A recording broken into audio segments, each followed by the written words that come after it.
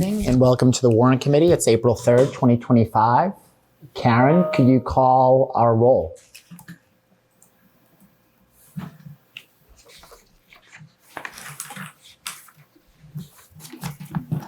Sorry about that. I'm going to call the names because I haven't seen everybody. I know Tom, Steve, and Lori are there. Do we have Liz? No. She's not here. Okay, Jay. I'm here. Allison is on Zoom. Julie Joyce, I don't think we have. We have Andrew and Macy on Zoom. Peter? Here. Julia? Here. Ryan? Here. Aman? Ron? And Judy is on Zoom. You have a quorum. Thank you, Karen. Welcome back, everybody. We're going to, as we indicated last night, we're going to discuss our two remaining articles that we have to vote, our capital appropriation and our school appropriation. We are fortunate to have Amy Dexter here also to assist in some of the numbers if we have any questions as to those. Now, I know there was a couple of things raised last night, one being the generator, and the second, there were some questions just concerning the engine, the fire engine at the 1.1 million. I received an email from Chief Madden today, just to describe the situation.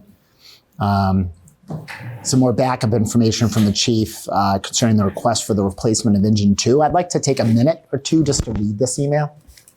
So my apologies, we weren't able to circulate to the group. So the former fire chief, Grant, put this schedule in place to replace the engines approximately 15 years ago. The chief believes the plan in terms of replacement of the engines within every 15 years works well for Milton. Some of this is repetitive, so I apologize, but there are 3 frontline engines and 1 reserve spare engine. 1 ladder truck with no spare, which needs to be ready to be put into service at any time. Replacing an engine every 5 years allows each engine 15 years as a frontline piece of equipment and 5 years as backup. The ladder should be replaced on the 15-year cycle as well. Milton Fire Department actually has space for a reserve ladder now, and the current ladder 1 will fill the reserve role when the new tower ladder arrives. Fire apparatus, a complicated piece of equipment with many parts that need to run properly to be effective. The apparatus is more than just a way to carry firefighters to the scene. The water pump and aerial ladders are key life-saving components that require yearly testing and maintenance.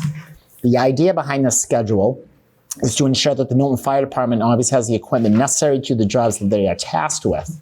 You can't afford to have a fire truck that may not start, is unable to climb a steep roadway or driveway. An engine that will not pump water effectively at a fire will put citizens and firefighters in jeopardy. The aerial ladder must operate to get the firefighters where they need to go and strong enough to carry their weight and the persons they are rescuing. All lights and warning devices must operate correctly to ensure the fire department arrives at emergency safely. And, the chief goes on then to indicate how the fire service is still recuperating from the pandemic and the ordering of equipment and the difficulties. The cost for the fire apparatus has gone up significantly over the past 5 years, and the lead time for a new truck, as he indicated to us when he was here, is 36 to 48 months. He goes on to describe the maintenance. Milton has a fantastic mechanic in Charlie Colgan, who has worked miracles in keeping our apparatus in service. Milton Fire's Engine 1, purchased in 2006, Ladder 1 in 2005, and Engine 3 in 1999, which is the spare. Require constant and sometimes costly repairs to keep them in service. Engine 1 and Ladder 1's replacement have been ordered and are due in 12 to 18 months. Engine 2, purchased in 2012, is the next engine that will be replaced and moved to a backup role. Purchasing the new engine in fiscal 26 will get the department back on schedule. Engine 2 will have a 15 to 16 years in service on the front line and then be moved back to a reserve role. I will add that there have been times that firefighters had to respond in a utility truck as one of the frontline pieces were out of equipment. I've been working with the mechanic and we have put the fire apparatus on a tight schedule for required maintenance and testing. The Milton's mechanic has made the fire apparatus a priority in the town and has reduced the out-of-service time for minor repairs. He frequently goes to each firehouse to make the repairs directly there to limit downtime and keep all apparatus in service. Due to the age and complexity of some of these repairs, some trucks need to go out of town, and we see that especially in our older trucks in our fleet. These repairs can cost tens of thousands of dollars and take 4 to 6 weeks for the repairs to be completed. Engine 1 is currently getting extension of engine work done and has been down for about a month. They're hoping to get it back this week. Goes on to discuss other municipalities. Most towns begin to replace their frontline apparatus around 10 years. Milton has been able to extend their 15 years due to the diligence of the firefighters and mechanics in town. The mechanic and the chief have had many discussions on the roadworthiness of the fire fleet. The trucks that we have scheduled to be replaced are tired and have served the town very well.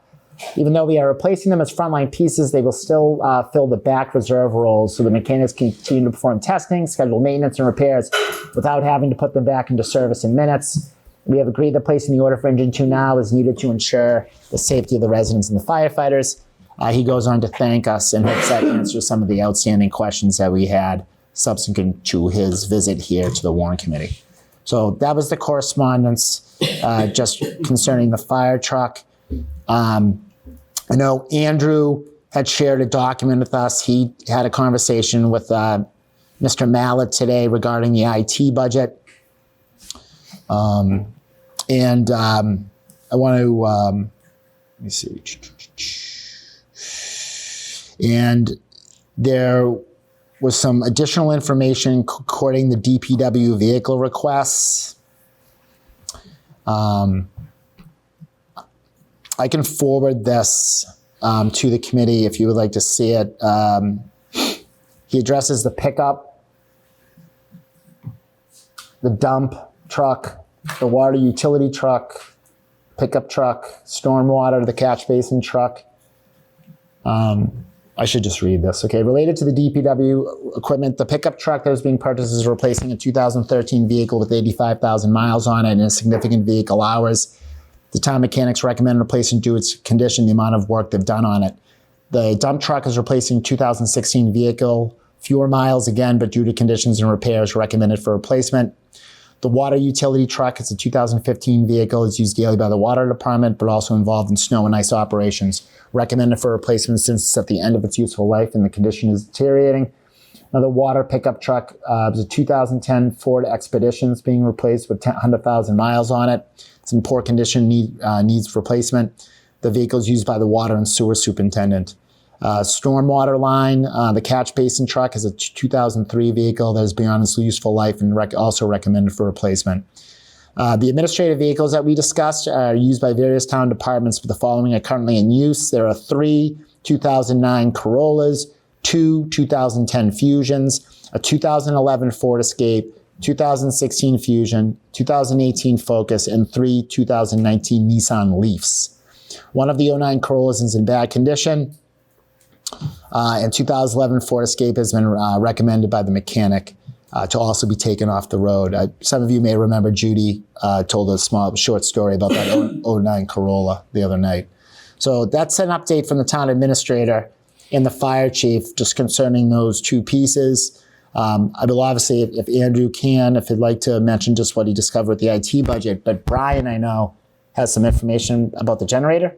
Yeah, I just asked like what we had, two questions, I think, what we had for generators in the town. And it just went out, I think. I think Karen forwarded it. But what we had for generators in the town and how often they went down. And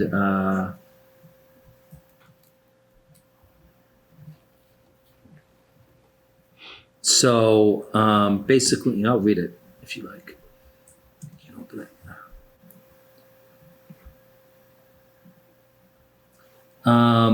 So Tom McCarthy is out for a week, so I didn't get the answer on other ones that have been down. But we have 1, 2, 3, 4, 5, 6, 7, 8 generators. Town Hall, Police, Fire, High School, Pierce, Cunningham, Collicott, DPW, and COA. And he said, we've had occasional outages at Town Hall when it comes on without interruption of services. In the last 2 years, there hasn't been any storms causing long duration outages for us. E911 dispatch in the emergency ops center is at the police. That's it. Okay. I think one of the things that I caught in that email was that they haven't had any sustained outages lately. Right. And the other thing that I wanted to bring to your attention regarding the capital budget that was in the IT budget, and I didn't have a conversation with Rob Mallet today. It was I'm sorry. several weeks ago, but I did have a conversation with him several weeks ago. But what did come as a surprise in the email that he forwarded is there's a vehicle request for $30,000 in there.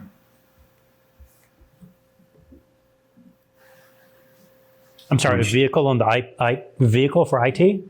Exactly. If you open up the attachment that I forwarded earlier to everyone, Yeah. there's a line item for $30,000 for a vehicle that I don't see a matching item in the capital request for any other vehicles. So that appears to be new. Mr. Chair? Yes, Judy? Andrew? Yep. When I was doing some IT work with Bob Mallet, maybe a year ago, last year, he mentioned to me in conversation that they have to go out a lot around Oh, yeah. Mm-hmm. IT, but the problem is the equipment they need to bring with them. No, I understand. And it's not that I dispute the need for it.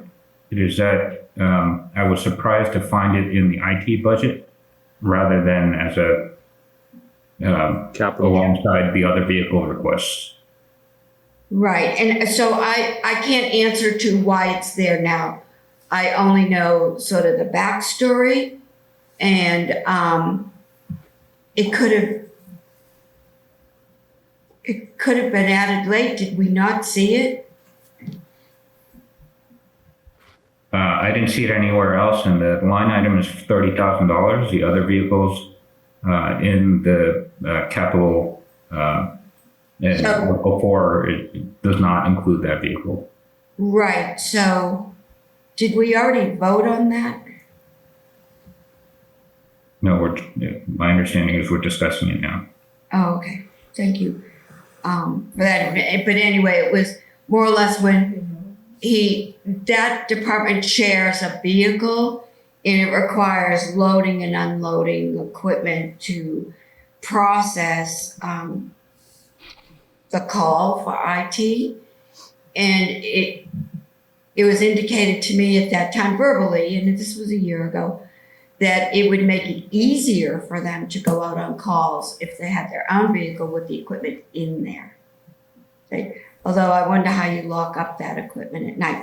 Just thoughts, again, my information is a year old, but it No, can't bring to the if issue. you open up the Excel file that he provided, there is a separate tab labeled vehicle that articulates their need. And I can read it. Essentially, that the IT department currently signs out a general purpose vehicle from the select board's office, and he said they sign it out nearly every day, sometimes multiple times a day. Because it is general use, they don't leave any spare equipment in the vehicle, which has resulted in longer repairs with multiple back and forth trips to get parts from the office. There are also other times when the vehicle's been signed out, which can delay when they are able to show up when a problem occurs. Okay, thank you for clarifying. Tom, did you list all the cars or vehicles that the town owns? Yes, hold on. How many was it? It was, hold on, I just have to pull this back up again. That's okay. Sorry.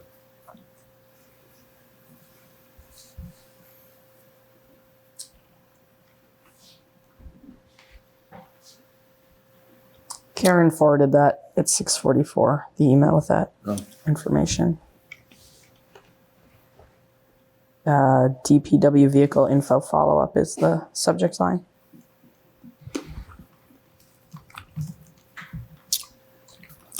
One, two, three, four, five, three, Yeah, so apart from the DPW equipment, it talks about 3 2009 Corollas, 2 2010 Fusions, a 2011 Ford Escape, a 2016 Fusion, a 2018 Focus, and 3 2019 Nissan Leafs. It's 11 vehicles. In addition to the dump, the two water trucks, the stormwater catch basin truck, which would be 1, 2, 3. Pick up, dump. So it's 11 vehicles in addition, adding the 16. IT. 16? 16 on DPW and town, 1 for IT for a total of 17. Yeah. Amy? Yeah, if you please. Yeah, it'd probably be very helpful. Thank you so much for joining us.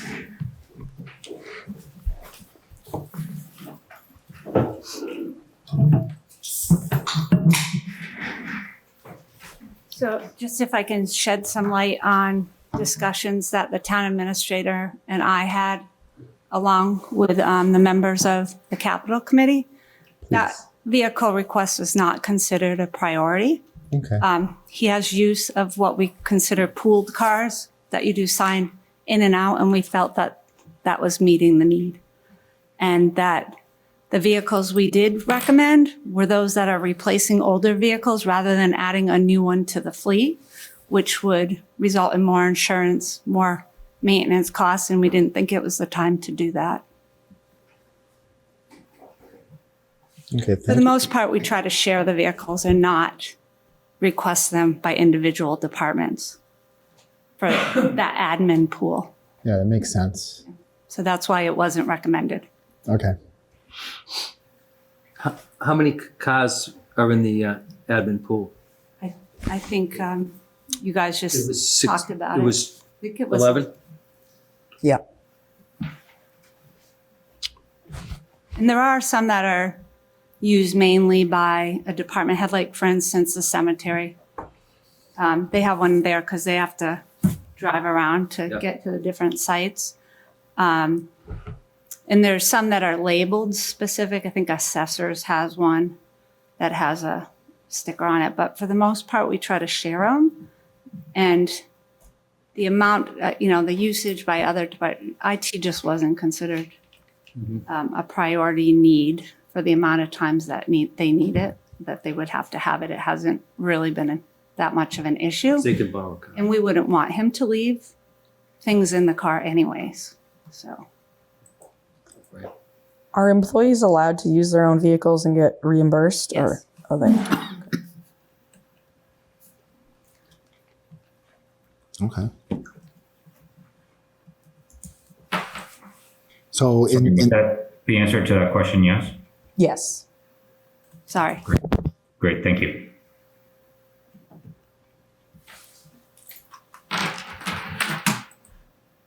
So it's a non-bonded capital item. IT infrastructure upgrades for the IT department at $100,000, and software upgrades at $25,000.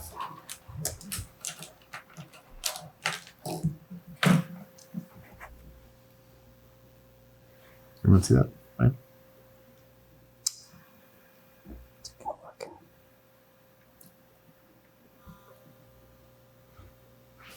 Does anybody want to speak to any of this? I have a question, and I'm sorry for not raising my hand because I'm having difficulties finding that on my phone. But my question is, what is the rate of reimbursement for mileage if the employee uses their own car? 68.5. It's the, I don't know the exact I'll tell you. amount, but it's the IRS. I think it's like 60, Approved rate. 68.5 cents, something like that. Yeah, It's close to It just that. went up in January, so I Yeah. don't know the exact amount, but if you Google IRS mileage rate, that's what it is. So there's no special mileage rate for No. Okay. I'll tell you what it is right now. And we do have some people that do that. Okay. And that's not, do you have, I guess, follow up. Sorry, Macy, do you have a cap on that, or is it just submit it? And, No, I'm just looking up my own employees' travel expense for the state. because I think it has to be the same for everyone. And I think it's more than 68 cents. But the reason I'm asking is to see whether it is more economical to purchase new cars or to have employees use their own cars and be reimbursed for mileage.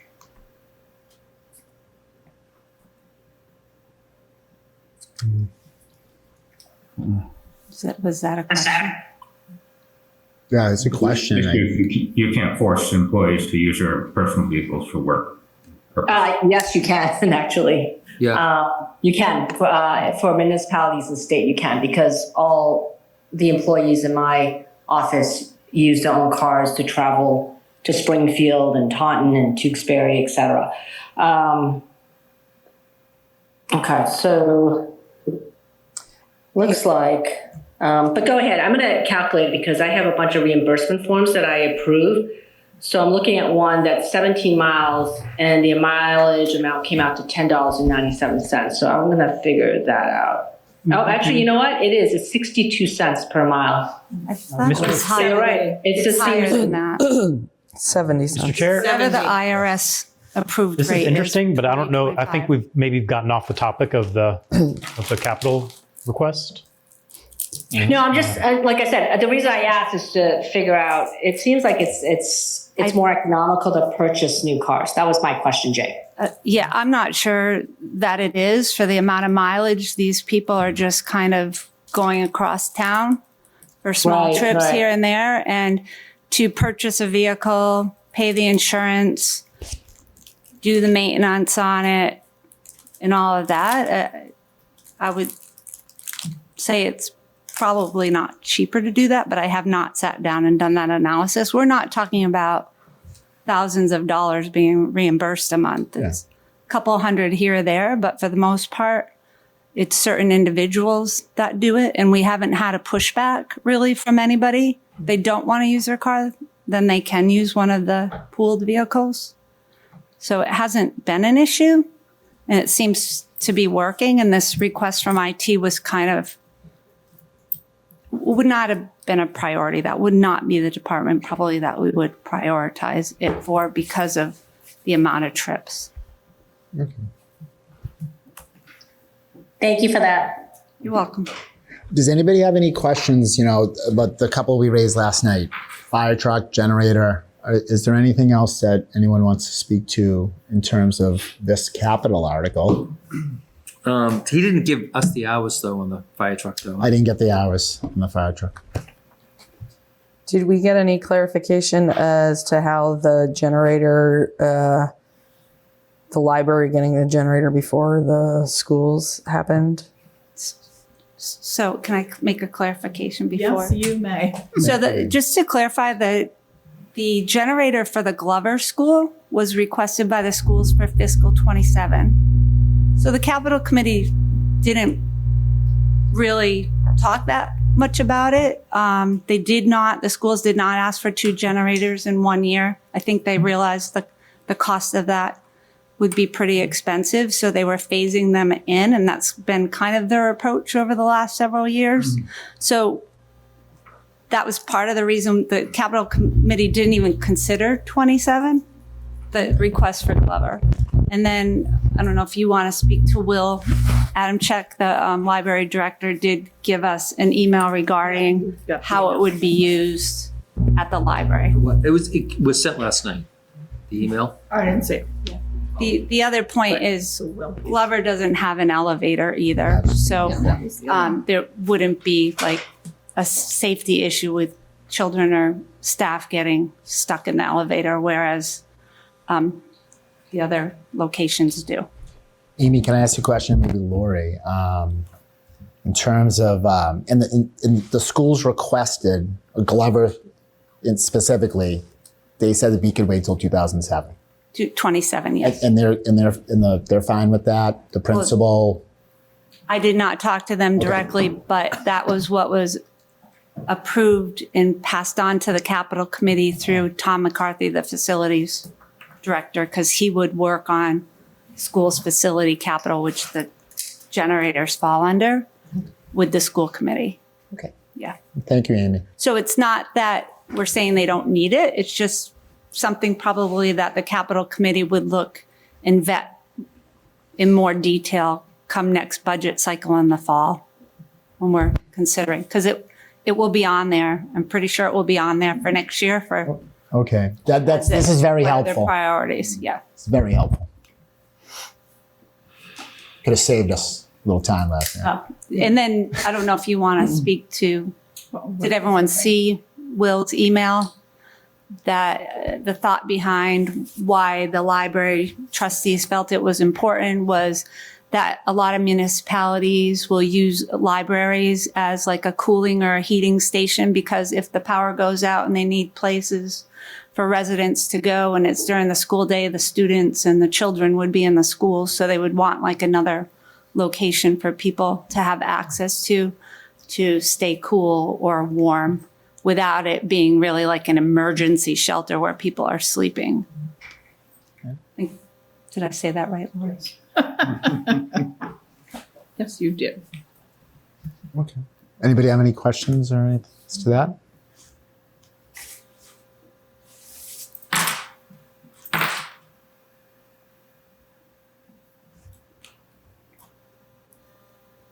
Any other questions concerning Article 4?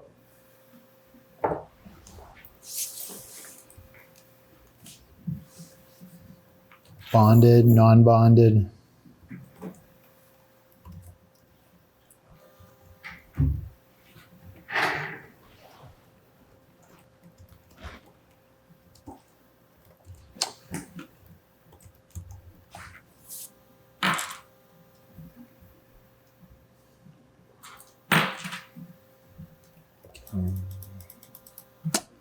So the recommendation for Article 4, you see what sum of money the town will vote to appropriate for capital items, and will be recommend that the town appropriate the sum of $5,793,500 to fund capital projects listed in Article 4, both bonded and non-bonded capital items. Anybody have any other comments or concern as to that appropriation and the number? Yeah, I mean, you want comments? Yeah, if you want to make a Just comment, comments, yeah. please. I mean, I just try to go back on the generators, and I won't say anything else on it. But I don't think I think it should be a safety thing. And if the school is a shelter, it should have a generator. I think police, obviously, fire, obviously. I don't know what else that falls in that thing, but I don't think that the power goes out that much where you definitely need it. It seems like a lot of money because you have $2.5 million right now in generators across the town. And it seems like a lot. And it seems like, is that enough that can handle the population? But, I mean, it's a nice to have. I don't know with a $9.5 million override if you need to have it, is my thought. And the other thing I'd say is maybe on the IT, the vehicle, I think if they have a pool of vehicles, I don't think they really need another vehicle. And I do think separately, I mean, it would be more economical for the town to be looking at reimbursing people for mileage versus having a car sitting there. It probably sits there a lot of the day doing nothing, is my thought. Administrative vehicle. Where? That's not. I agree. What? I agree with the car piece. Yeah. Where is it? Brian, where are you seeing that called out inside the breakdown for the car for IT? Do you see that? It's in the email that went out. No, I know it's in the, but It was requested but not approved. Is that correct? Oh, is that what it is? Yeah, it was not recommended. I just saw it sent out today. So, IT capital request. So this was pulled. it's a want. It's a want that the Okay. town administrator did not recommend and the capital committee agreed with him. Okay, that's what I thought. Okay. It's not to say we wouldn't, it might be there again next year because a lot of times the things that aren't recommended get resubmitted. It's just for 26 is not a priority. Did not feel it was the right time to be adding to our fleet, that we were going to focus on replacement vehicles to replace older ones that the mechanic felt were end of life. Anybody have any Jay? Yeah, I'd just like to say for this line item, we have a committee, the capital committee, that looks at this 12 months a year. Some people have been on it for years, if not decades. And I trust their judgment. I know other items in the budget, we also have committees that look at it. But this one especially, I feel like we have a committee whose their only job is to look at this, think about the numbers. So even more than other articles, I'm inclined to give that committee the benefit of the doubt. Thank you, Jay, very much. I do appreciate the robust discussion, but at the end of the day, I'm going to go with their recommendation.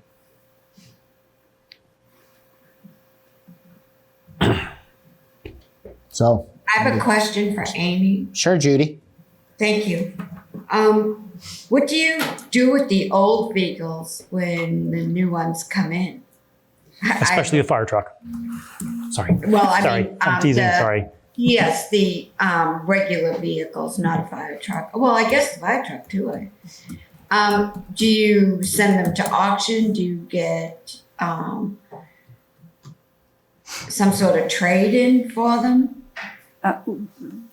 More times than not, we would trade them in. But in the event that it was not traded in, it would have to go to auction because we're subject to bid and procurement laws when we buy things and when we sell things. And so if it went to auction, say you got 500, it would go back into the general fund of the town? Correct. General fund revenue classified as sale of surplus equipment. Okay, thank you. You're welcome. Thank you, Judy.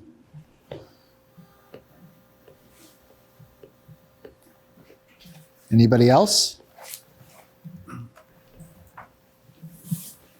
Okay. Anybody like to make a recommendation? You ready to do that? Make a recommendation to approve Article 4 as summarized by the chair, appropriating for non-bonded and capital items for the amount of $5,793,500.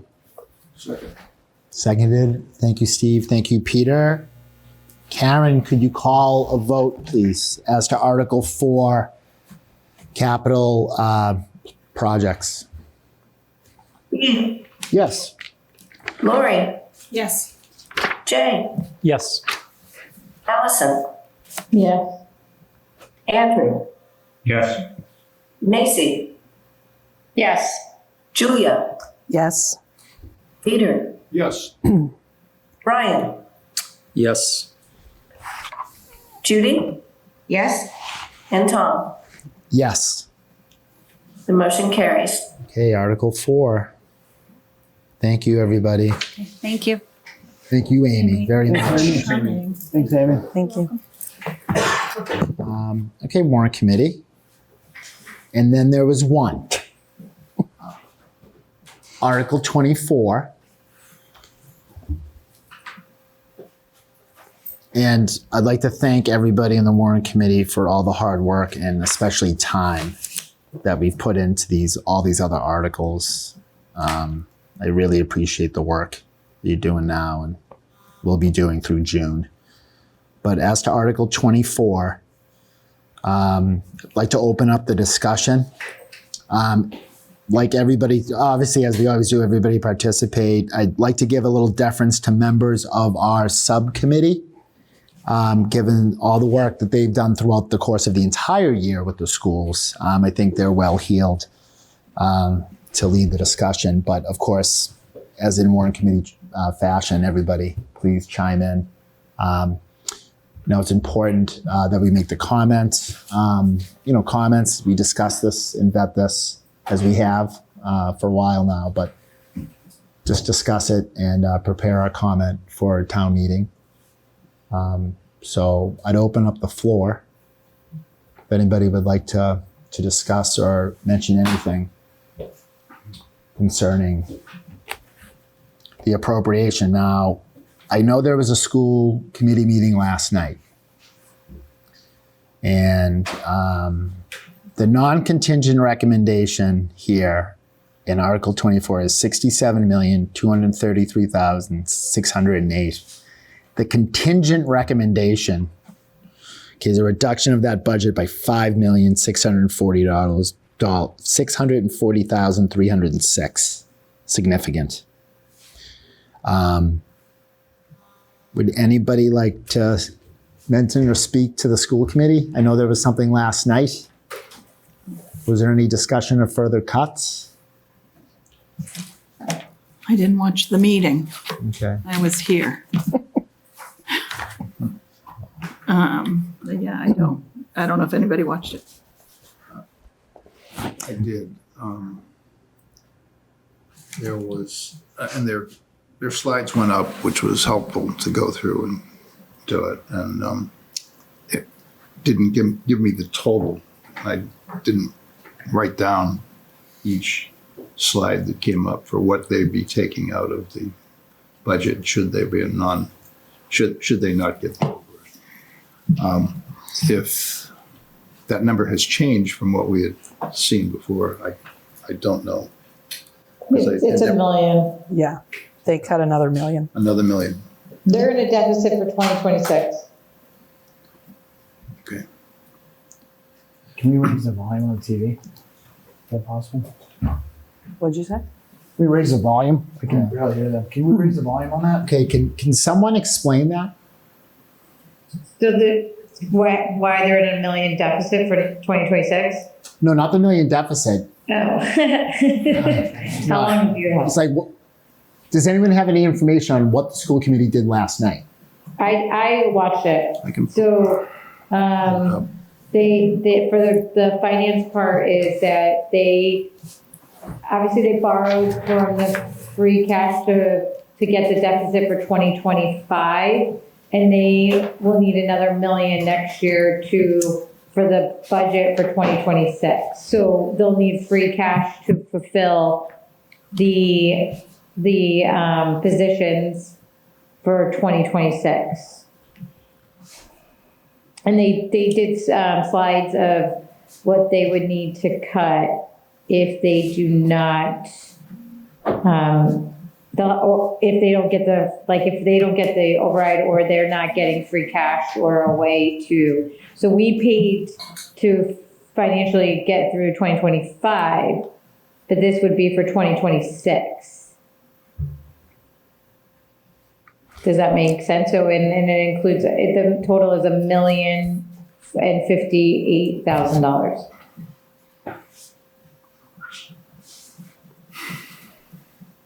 I'm sorry, Allison, this is Jay. Are you saying that's in a situation where the override fails or in the situation where the override passes?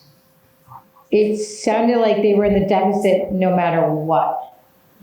Okay, I'm looking at on Peter's recommendation, I pulled up a slideshow on their website. It's titled Non-Override Budget, Okay. and has exactly what you said, $1,005,000.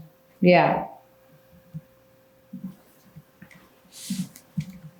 And Amy, do you have any insight that we don't have into this?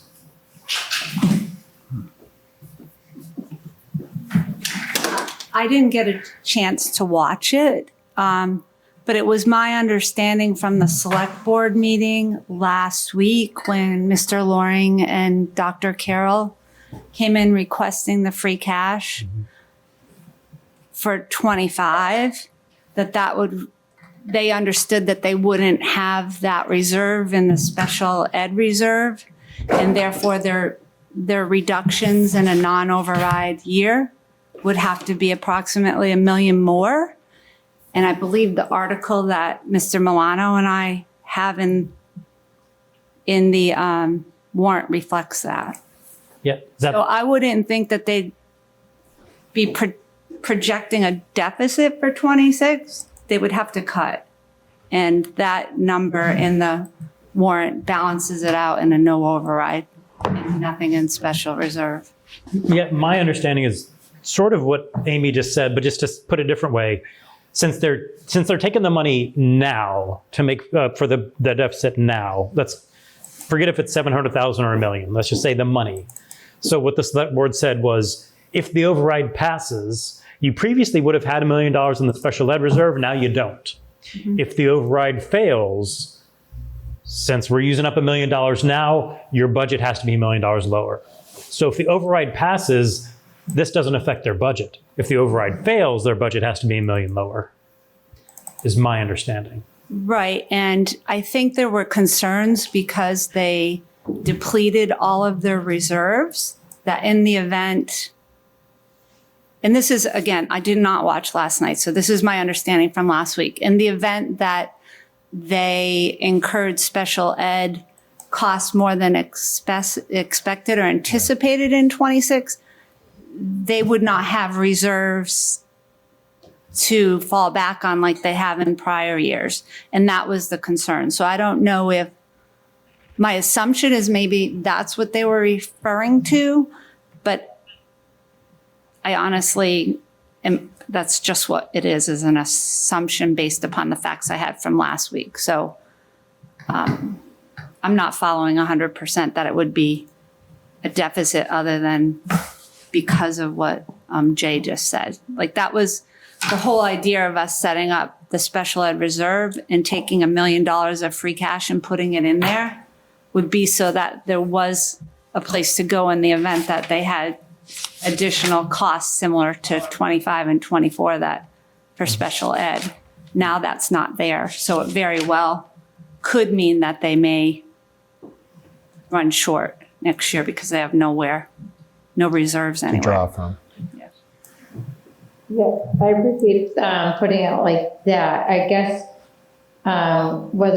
so we wouldn't have a way to pay for the positions for next year. So we're able to take from the reserve this year, but there won't be, if the override doesn't pass, funds available. But the positions, they would have to cut before the school year. Then, so then I guess to your point, then so there wouldn't be. Because there wouldn't be a way to pay for it. There wouldn't, to your point, not be a deficit. There wouldn't be a way to pay for it.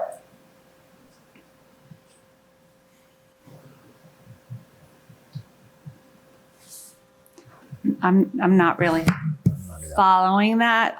I think the way it's presented in the warrant is if the override passes, they are funded with their level service requests. And not to confuse people with the 700, but they had replenishment of a reserve in there that we took out and put it in this special ed reserve to separate it. Yeah. We didn't feel like it belonged there. Right here. In the event it fails, the reduction that they need to make, I believe, is I got it right here, Amy. 5.6 or something. Yep.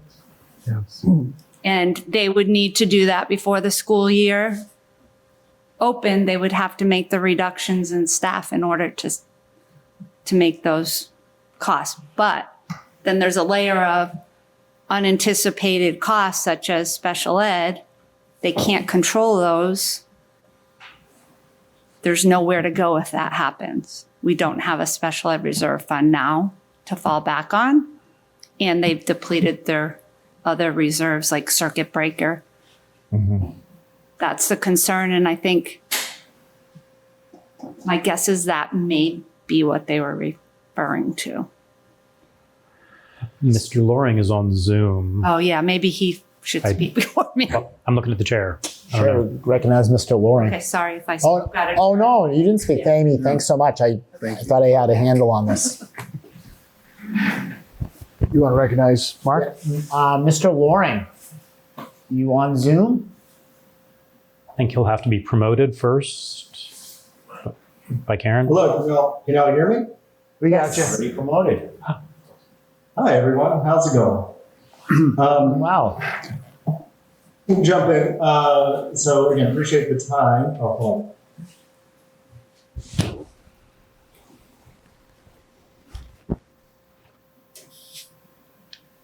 Mark?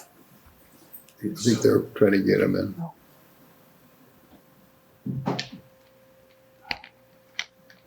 Hello? Hey, Mark. There you are. Hi, how are you? Hi, Mark. Yeah, I can clarify. So there is really no change since our last presentation to warrant committee. So I just want to be clear on that. What we presented to the warrant committee, whatever it was last week, that time flies. it is still holding the same. So there is no projected deficit within FY26. So that is not true. We have a budget within FY26 where we have addressed the structural deficit, where we have increased the special education line items that have historically been kind of overspent, as well as utilities and sub-coverage, all the things we talked about and went into. So those things are adjusted to accurately reflect for FY26 in both an override and a non-override scenario. So in both of those scenarios, that is adjusted.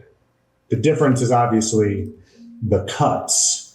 So in the override scenario, we have those about $1 million worth of cuts, and then the $300,000 worth of reallocation for the ELA curriculum, right? Again, all the things we shared previously, but in order to cut the $700,000 that the town cut out of level service budget for the schools. But those are that's the cuts in the override scenario. In the non-override scenario, that's what we were talking about last night at school committee. And essentially the conversation was, because it's possibility, as Jay kind of laid out, possibility that if there's a non-override and the school committee would need to use $1 million, the school department would need an additional $1 million in order to cover the SY25 deficit. And again, I want to be clear, we are currently projecting less than that, hoping it will be less than that, working towards making it less than that. But that's a conservative number based on kind of things up in the air. And so we were advised by the town administrator that the full $1 million of free cash in a non-override scenario would come out of the school's operating budget. And so therefore, we need to make more cuts in FY26 in a non-override scenario. And so what we discussed last night were those additional cuts that the school department put together over the last week and started presenting to us and presenting to finance committee Wednesday morning, and then full school committee Wednesday night, and we voted on the additional cuts.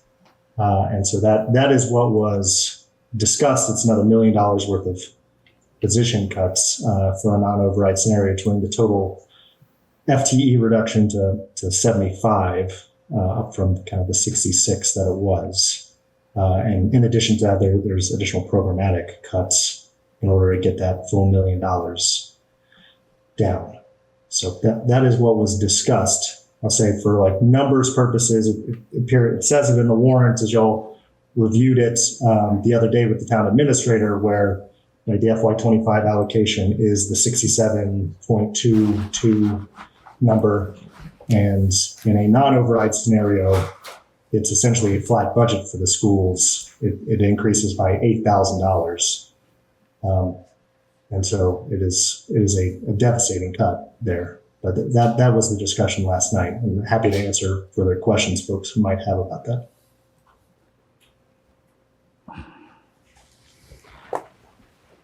Anybody have any questions for Mr. Loring?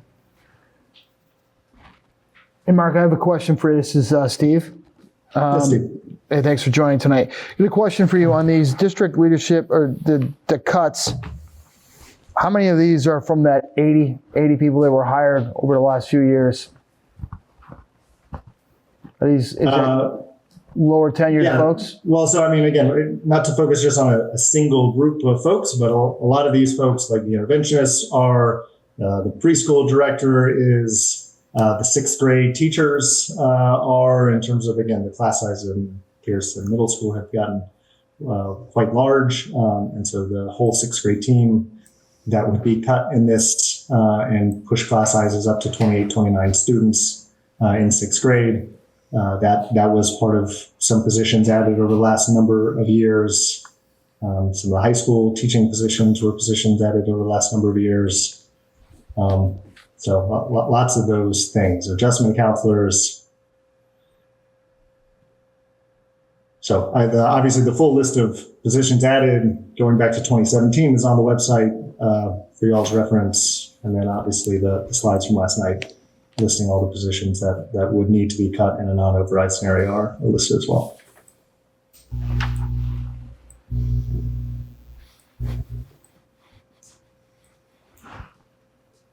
Ryan? Well, since Oh, no, I was saying, Allison, raise your hand, but I was trying not to interrupt. Allison. And I failed.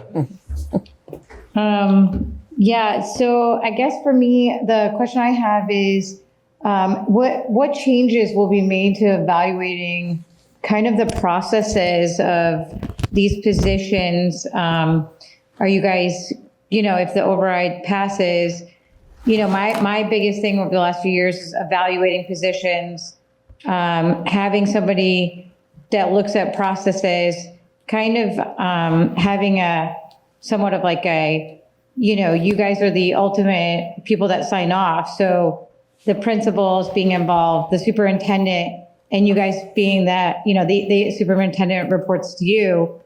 I think streamlining and evaluating and holding, kind of a chain of command so that, we look at, my biggest thing is for years has been a lack of, job descriptions, HR, evaluating, kind of streamlining, because, as we've done for the last few years, we added 80 positions, which is fine if they're needed, but I don't know if I've asked for job descriptions on the finance for years.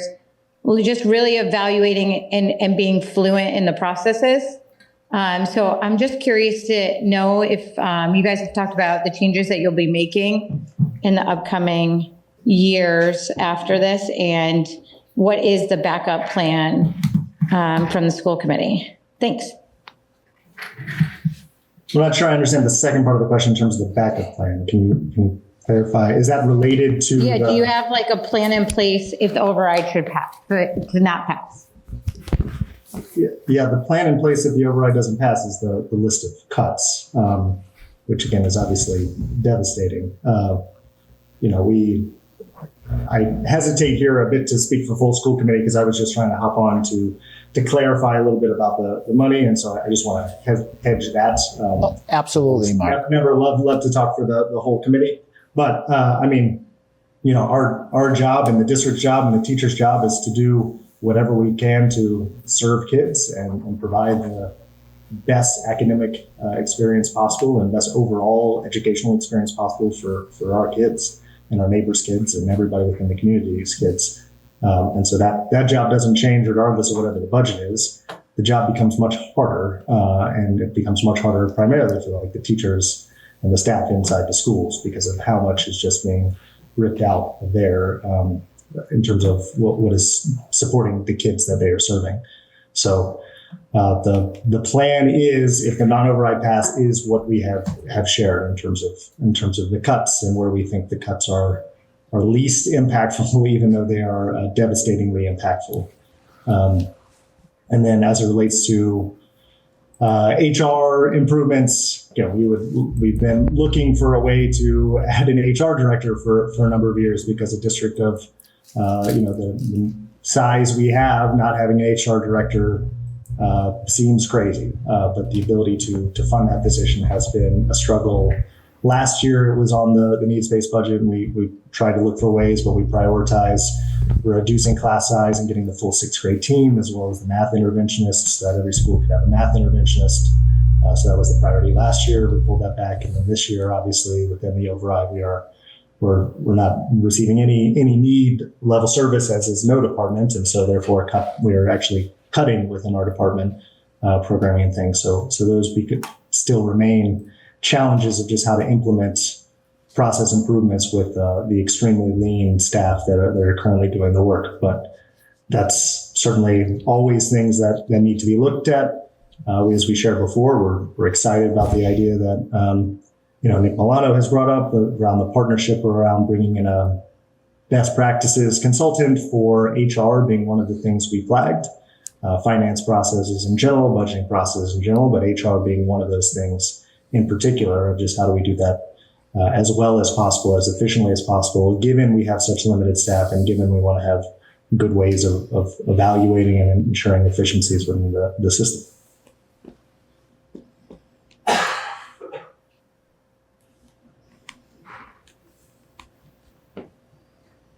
Any follow-up? I'm good. Okay, thank you, Allison. Anybody have any other questions for Mr. Loring while he's here and available? Brian? Well, I had some questions I sent.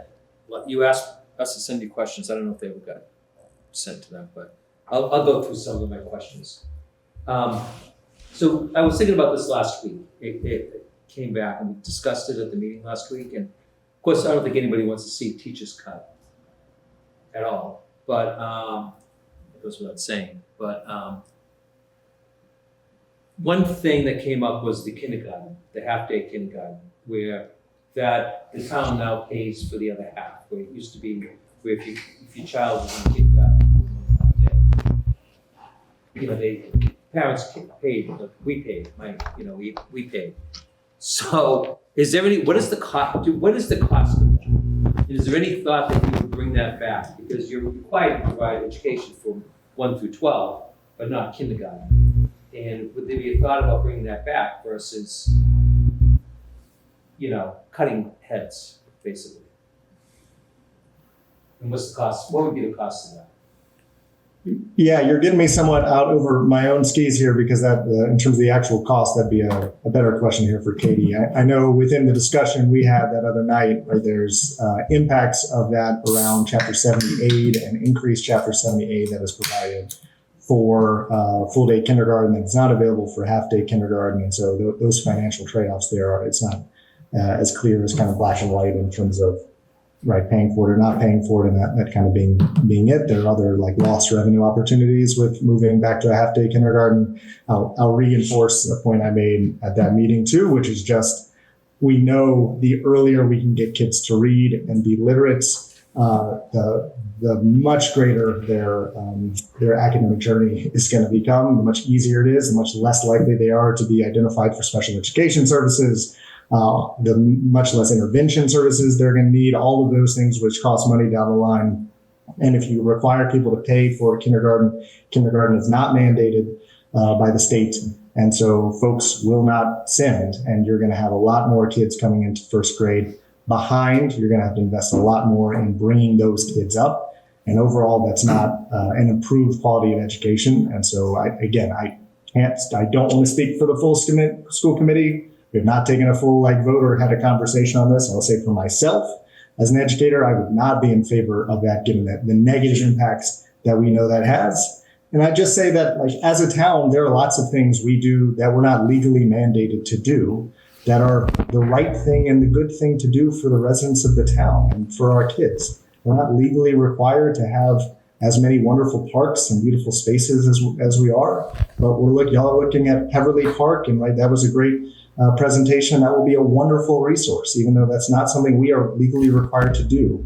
A lot of programming through the Council on Aging. It's maybe not something we're legally required to do, but that's a wonderful resource for our citizens and our elders within the community. And so I just think that's also a lens of this is what do we owe each other and what do we owe our kids as it relates to kind of a wonderful educational resource that we are investing in them and that we are providing them as kind of the taxpayers of the town. I believe you in the benefits of it, but I thought somebody said something like 90% in the past when we did it. There was still 90% of the kids went to kindergarten, and I don't really know the answer why the other 10 didn't, but I suspect it might be that there was a financial issue. And what I would recommend would be make it an income-based thing. If you have kids are probably going to kindergarten for the full day because both parents are working, is my suspicion a lot of times. But if you can't afford it, then maybe that would be where it would be free, make it an income-based thing. So you do get 100% participation. It's a thought. Anyways, I can't speak for. What's the cost? I can't speak for the historical. I have no idea what the historical participation rate was prior to the full day. Yeah, I thought somebody said that. I don't remember. But I think parents, two people working are looking for something for their kids to do all day. Yeah. So and if there are two people working, then they have an income. It's a lot cheaper than daycare anyway. It's certainly or childcare, teachers. Yeah, absolutely. Yeah. Yeah, absolutely. I can only chime in on that for a second. We had two in daycare. It was over $36,000 a year for us, right? Bought a second house when they went to kindergarten. It should give you an idea how much money that is for families, how much of an impact that is. Not everyone's in that position to do that, right? So it's tough. There's a lot of families out Kids are there. expensive. I might not be They're worth it though. I might get- Yeah. Absolutely. Yeah. Another question it's a thought about how much money would that cost? Or could you say that would be worth it? And my other thought came up was part-timers. Do you know how many part-timers you have? And is there a way that when you have a part-timer, if it's 20 hours a week, you have to pay full health insurance, which could be up to $20,000 a year, 25 per family or something, I think. So the town could save 25. If you had one full-time versus two part-timers, the town could save $25,000 a year per person. Is there any thought about that as a cost-saving measure? Yeah, again, I'm not sure anything about the number of part-timers. It's not information I have. Usually if it's part-time and they can consolidate a role into a full-time role, that's more attractive and easier to get people. And as you say, there's some cost efficiencies from the district. Usually if there are multiple part-time positions, it's because multiple bodies are needed. Usually a lot of times like at the same time, right? We talk about the community schools program as an example. That doesn't hit the school's operating budget, but they have a lot of part-time people. They can't combine those two people into a full-time role because they need them both at the same time at those after-school hours. So that's usually one of the limitations. But typically organizations, yes, for all the reasons you said, would rather have a full-time position because there's some cost efficiencies and because it's just more attractive and you're able to retain people longer usually within full-time roles. But I can't speak to the number of full-time folks. Okay. But following up on that, Mark, couldn't we have posted the position as 19 hours so that we didn't incur the extra benefit on the health insurance at the town level? So again, I'm not sure how many positions within the school department itself hit that threshold or don't, or right around that threshold. Obviously, there's also just the impetus that like having health insurance in and of itself is compensation that makes a position more attractive. So there are times where in order to fill a position, if you need somebody in that, right, that is a piece that needs to be weighed of it needs to be enough compensation and or benefits in a certain way that somebody's willing to do the job. Otherwise, the job is unfilled and therefore the need is unmet for the students, whatever that might be. So that is always the balance, but I'm not sure the particular halftime positions that exist within the district off the top of my head and how those are or are not kind of scheduled and if those could be reduced to 19 hours versus 20 and what the impact would be on the ability to hire for those. But those are the implications of when you kind of remove benefits that obviously makes a job less attractive for the people who otherwise were doing it and expecting that benefit. And I was more focused on the community schools because I think that was part of the big increase in health insurance this year because you added a number of positions, if I recall. So you probably don't see it because it's not in your budget. The jump in health. Right. It's a thought. Maybe it's a thought for the consultant because you said you're going to hire a consultant, which is synergy thing. And you won't know the answer to this, but maybe it's a Katie question, but like the net cost on, people shoot me for this, but like how much, what do we charge people for like athletics, band or other activities versus the cost? Is there something on that? And a way to try to mitigate the expenses. Yeah, I mean, we are increasing the athletics fees for next year. And so that was a discussion on the finance committee meeting on Monday. Those slides are available and I can send them over if that's helpful. And also, it includes information around like comparative districts around here in terms of what they spend what they require of families in terms of the investment. And so those are things that we are increasing next year in both an override and a non-override scenario.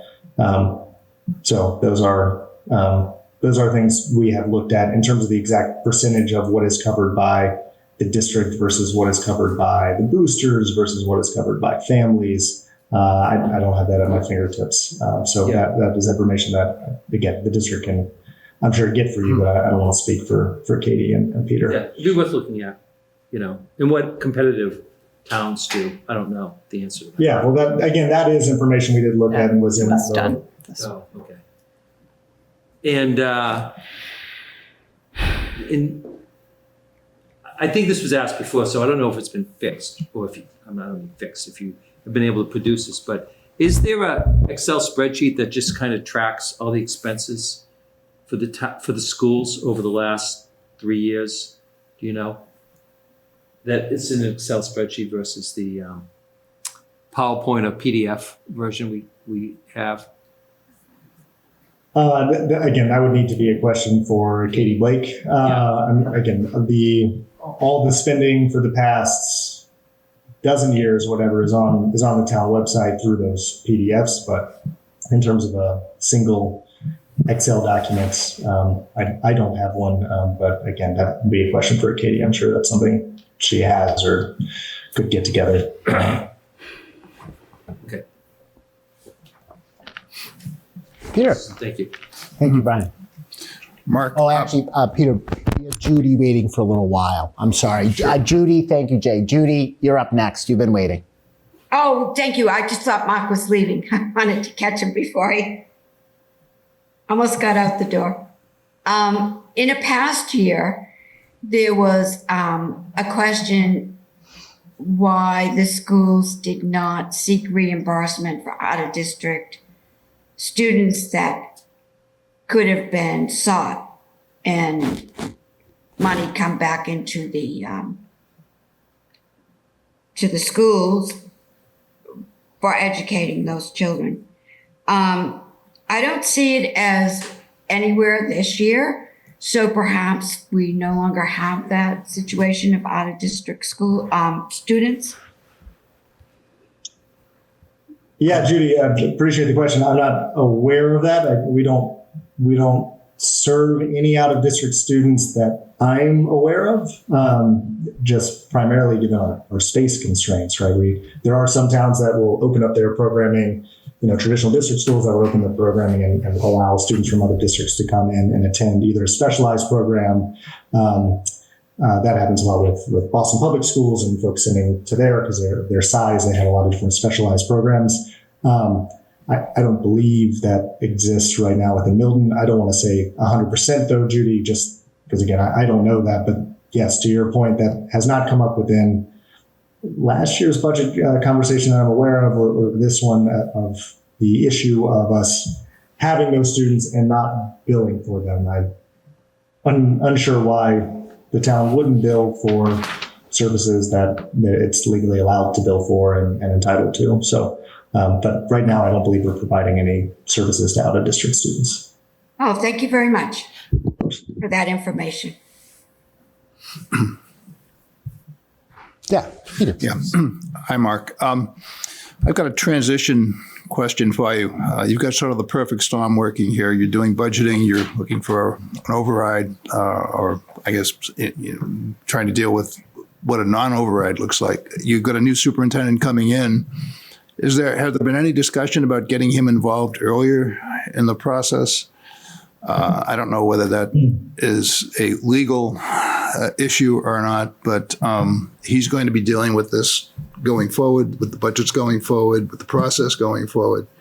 I would think the sooner he gets involved, the better for you and the town. Yeah, and just to catch up other Warrant Committee members, if you didn't see it, because I know you all were meeting last night too, but the school committee voted to move forward with an offer for the interim superintendency pending negotiations with the candidate, John Phelan, former superintendent of Belmont, who at this point is retired, lives in Milton. So great resume, really impressive individual. I've not met John Phelan. I've not spoken to John Phelan personally. We just reviewed resumes and has obviously stood out, not just to me, but for the whole committee. Right now, though, he is not the superintendent. I just want to say that like pending negotiations is an important little caveat there. So that is something that the school committee chair and the vice chair, along with, I assume, our legal counsel as well, and whoever John is involving, they need to just work through that first. And certainly, he has great expertise of running through overrides and running a district of comparable size and all kinds of great skill set that is one of the things that attracted us to him. I also agree with you. Bringing on the transition sooner than later would be helpful. We do have the budget issue though, where we still are paying a current superintendent through the end of this fiscal year, and so to bring on a new superintendent prior to the end of the fiscal year means we would need to find revenue within FY25, which we do not have, as all of you are aware. And so that would just grow that deficit further, which is not something we want to do. So that is another significant limitation. It is possible that, informal discussions could occur and conversations similar, probably to a much lesser extent, given it's an interim role, but similar maybe to what Peter did before he officially started. But again, I don't want to commit John to it. And also to have he has not accepted the position, and at this point we haven't totally offered it because we haven't done whatever the contract negotiations need to be. So I just want to hedge all of that with those comments. No, I got you. I'm putting the cart before the horse, but again, anything that could ease the process. Appreciate it. No, I appreciate it. Anyone has anything else for Mark? Mark, can I ask you a question? Please. Mark, this kind of just goes along the lines of what Allison had asked you earlier, and the school committee as a whole articulated a lot of those things to us who were here, and you repeated them. And you have a very unique role on the school committee, given your work with the finances, right? Working with Katie.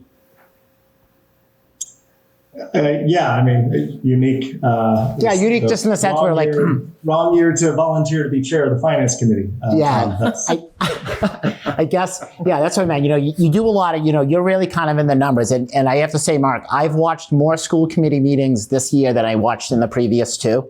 So I really got the opportunity to see how you discuss things and, how you work through issues. But I just have a general question for you.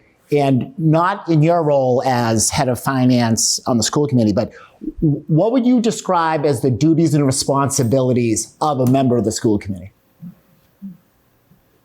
That's a great question. One of the primary duties and responsibilities of the school committee is to oversee the performance of the superintendent. So to work with, broad question, evaluate ultimately the superintendent and the superintendent's performance of running the district. So that is the primary role, right? The district, the superintendent is like the town administrator in that they carry forth the mission of the school district. They hire the people, they evaluate the people, they hire the people who then evaluate the people. They make the purchases to identify the programming direction. The school committee can provide insights, input into some of those things. There's it's some of the governance conversations we've had is just like what is too much in the weeds of the school committee, what is not enough in the weeds of the school committee, because ultimately the superintendent is the one running the district. I believe that strongly, like we need to trust in the people we are hiring, the superintendent, the principals, those are the folks who are going to be able to make the best decisions on the ground for students because they see the kids every day and they know what they need and they know what their staff need. And there's a lot of deference that needs to be done to them. At the same time, the school committee brings the voice of the community as well and listens to what is the community saying are the issues and raises those as questions and items of discussion or presentations within school committee meetings. As you know, we've had the DEIB presentation last night. We've had school different school presentations throughout, the math and ELA directors presenting student data. So like all those are like important things to learn about and help inform the community about and ask questions that the community is asking questions about to have everybody feel that it's the trust but verify, that things are being run well, that we're providing the best possible experience for our kids, but that we are also throughout the time not just trusting that it's happening, but verifying through learning and engagement. I think the other role is to support and help advocate. And so when the superintendent and the principals and the teachers say they really need something and there's only so much they can do, like the advocacy around financial resources or space resources or other things are, some of the role of the school committee, as we hear that most directly than anybody. And our job is to bring that forward to the town and say, hey, this is it. Can you help us out? Can you help the schools out? They really need this. And that's what I think we are elected to do. And then obviously, a key part of that is, in terms of the trust but verify, is working with the school department to receive the kind of budget reports, go through those, talk through those, ask the questions, and again, support and question and collaborate wherever possible to just give whatever we need. I often personally just find it a little bit difficult in terms of the balance of, again, the kind of being on the dance floor versus in the balcony metaphor, where boards are usually supposed to be on like the balcony, but I do this work in my day job. And so there's sometimes where I worry I'm too much in the weeds. I have too much perspective on some of these things in terms of how I would do it or do it in my own day to day. But that's a little bit of a personal aside of the challenge I have with the role of a board member. I hope that rambling answer. Yeah, Mark, I really do appreciate that answer very much. And I appreciate the work that you're doing on the school committee and some of the things that you're attempting to accomplish there, especially with Katie Blake. And I asked that question, I just want to hear it from you, but over the course of the many meetings I've watched, I just know that, I think there was an acknowledgement by the committee that not enough money was appropriated within the budget. The failure to budget at the appropriate levels, basing budget numbers on past budget numbers and not the actuals. So like things like that. And what I wanted to clarify in my head was the school committee as it currently sits. Is there, or do you feel as a member, especially as one who deals with the finances, that there's a recommitment by the school committee to actually pay attention to the numbers and really work with the budget, along with curriculum, advocacy for students, advocacy for parents, and those other roles? Because in my view of the meetings historically, a lot of times there isn't a lot of budget talk, and there's discussions about many other very important things. But I think the question I have is the school committee going to do the not fun work and really start to focus on the budget, the money, the appropriation, and really start to take, budgeting for future years, and kind of bring that a little bit more to the forefront? Do you feel like you're going to see that from other members of the committee? I think hopefully that has been seen within the current year, right? In that we have almost every single school committee member attending every finance meeting, and testament to them, even those not on finance, and meeting twice a week for the last 3 months, and the desire to dive into it. Again, I think it is a place where there's more intent focus and ongoing intent focus. I think the point you're making, to make sure it is a trust but verify scenario of, there been kind of faith and trust of potential past school committee practices of just, this has gone well. There hadn't been kind of budget issues. We'd had, the ESSER reserves, and so things were fine, or whatever it was. I don't know. I can't quite speak to all the past school committee meetings. Obviously, this is my second year, first year as chair, but I think we from the beginning of this fiscal year, even before knowing about the deficit, coming out of the FY24 situation where that deficit was first told to school committee in July, said like, this is a huge issue. We need to pay attention, have consistent meetings, bi-weekly meetings, tried to meet very early and often as we could with the Warrant Committee, tried to meet early and often with the Select Board Finance Committee, and that didn't work quite as well as we had hoped. But I think I hope what I brought into my role as chair this year is a intensity and focus on the budget that is both helpful to the community at large and understanding the school budget and being more feeling like they have a better window into the school budget, as well as something that is more helpful for the district too, and helpful for the work Katie Blake does and all the other business side staff and the superintendent. And again, not just me, but also the other finance committee members who are wonderful value adds to that committee and ask really good questions and lead to great discussion. Yeah, Mark, thank you. And I think like for me and this committee in advising town meeting, I think that's an important piece. And Allison asked questions, and I know Lori has, and we've all discussed it, but it's just, it might not be the right word, but just the way that the school committee is going to approach the budget moving forward, just with a renewed focus. Because I understand, and I have children in the schools, and the education experience is awesome. And I know you want to give the best educational experience, but when the bottom line isn't looked at closely enough and evaluated and scrutinized, that is jeopardized. And I think good budget practices ensure that great experience for students. And that's why I'm just concerned about the budget itself. But when I hear from you and the rest of the committee about this, how you're going to be approaching it moving forward, I'm very happy to hear that. So it's just, I find it, I was going through in my head as a Warrant Committee member telling town meeting, these are the things that are going to be doing. And like you said, the trust but verify, we can move forward. There are going to be things in place. And I don't know, that's just kind of what I've been thinking about over the past several days.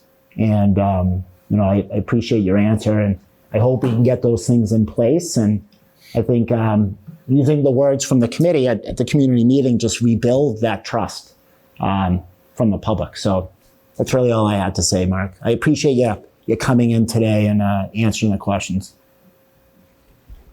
Thanks for letting me crash. I apologize. No, not at all. School committee can crash whenever they want.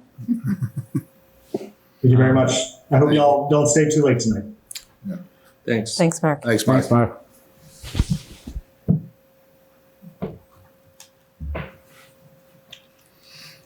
Does anybody have anything else in this? I know there's some stuff to talk about.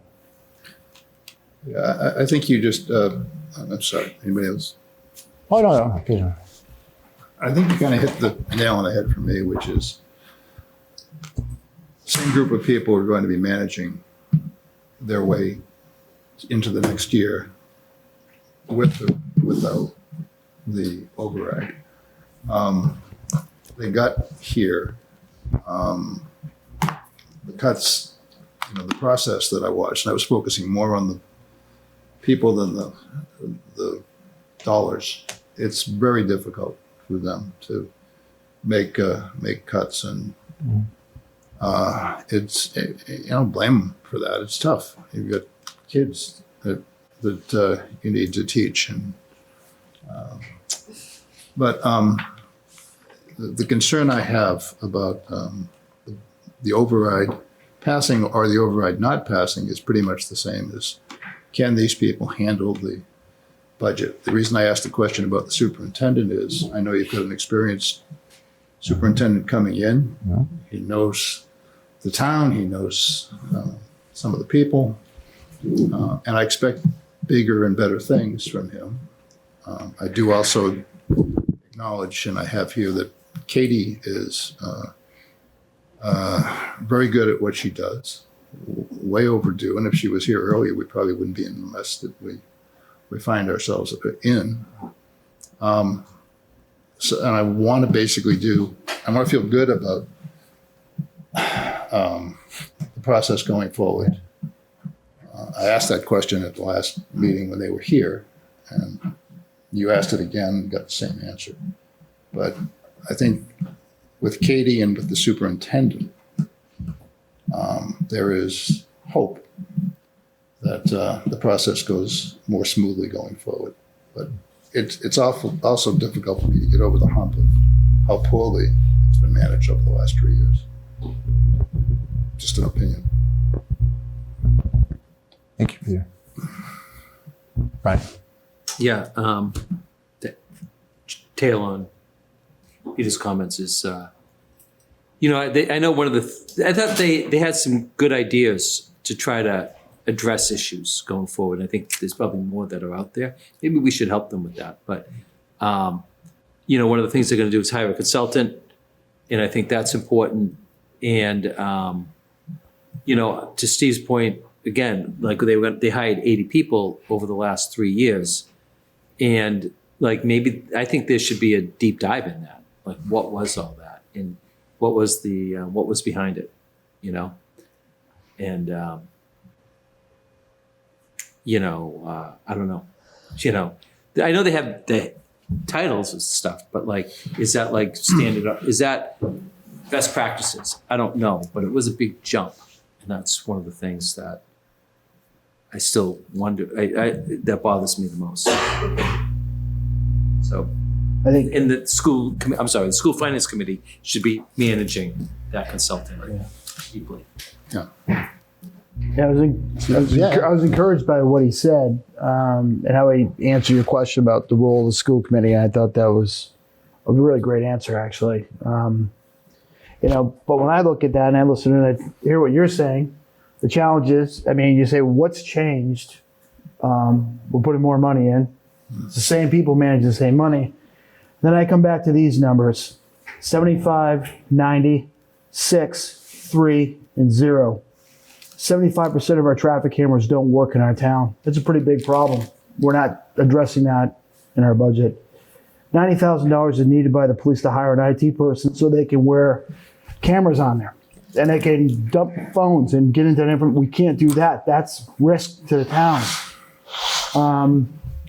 You look at number 6. Each shift to the fire department, they're short 6 firefighters. They're rolling out with 11. They need 17. We're relying on mutual aid.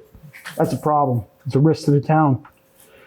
3 years in a row, the schools have missed their budget. They're not executing, and we're about to give them a lot more money and hope they execute with different practices, which we hope they do. And then 0.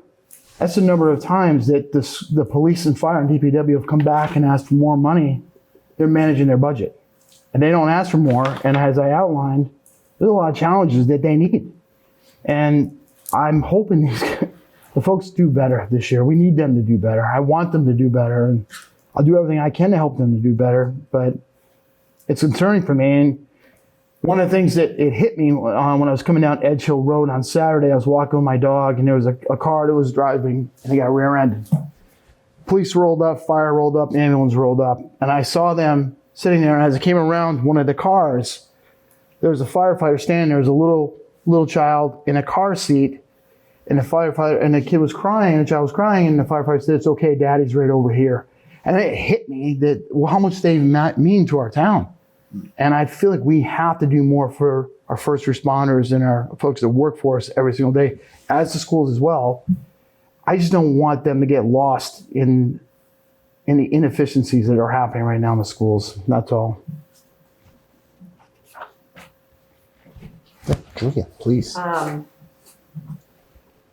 Just to respond to a few comments, I think,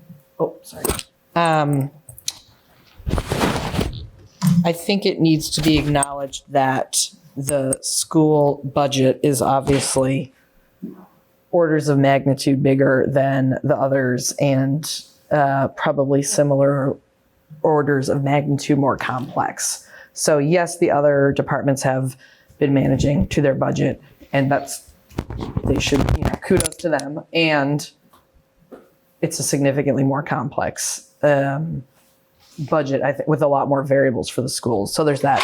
And then I also just want to say, I understand the hiring of the 80 positions over a few years is concerning, and people have a lot of concerns about that. I also just think we need to acknowledge that that was also during unprecedented times with unprecedented money. So I don't think it's particularly fair to consider those few years as like the trajectory, you can't look at those few years and look at the few years before it and compare them.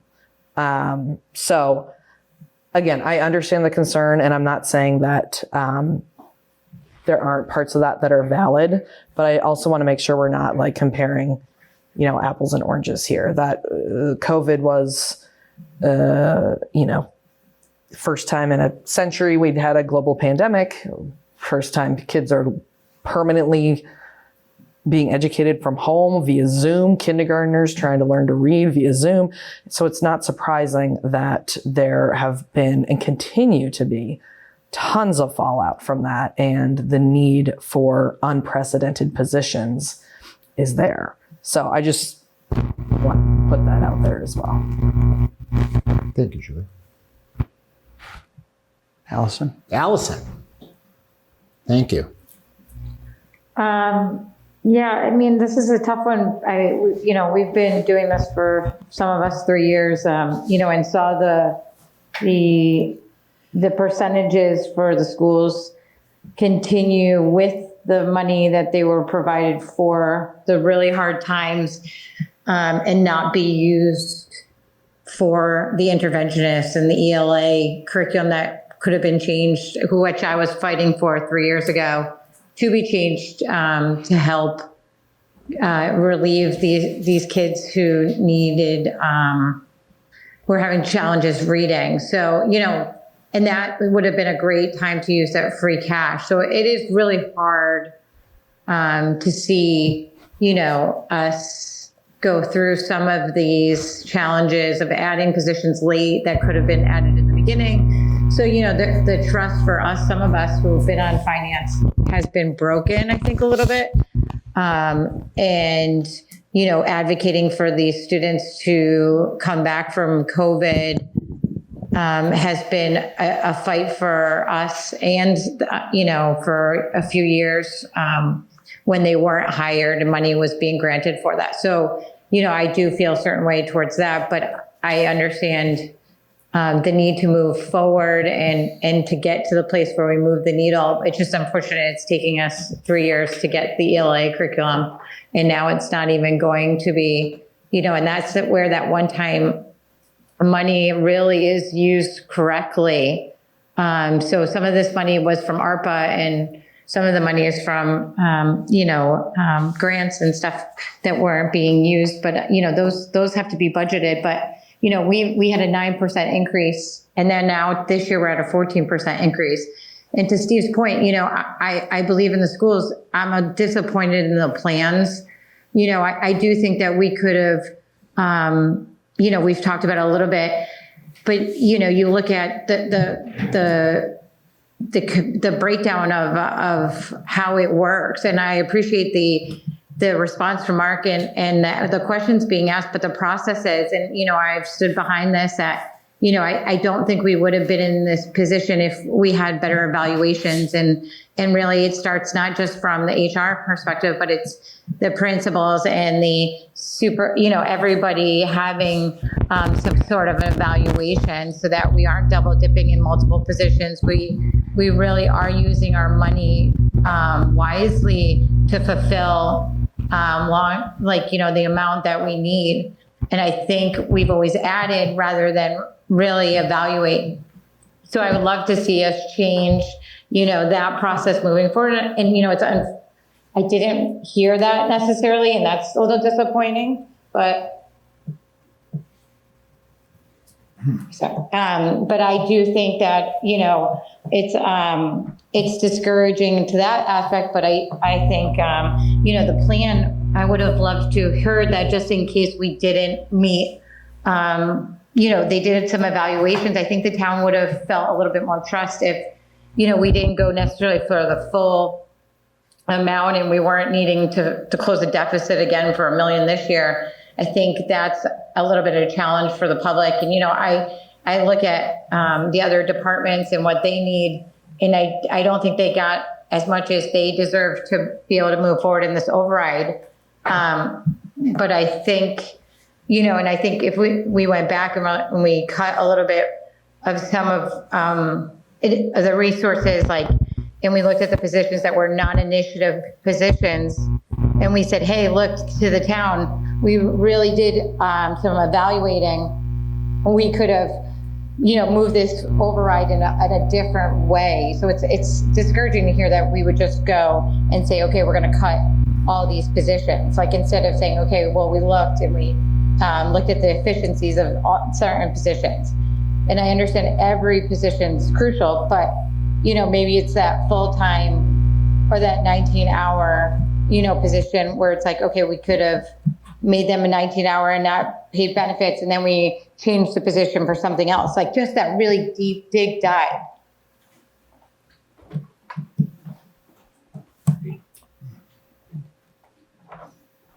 Thank you, Allison.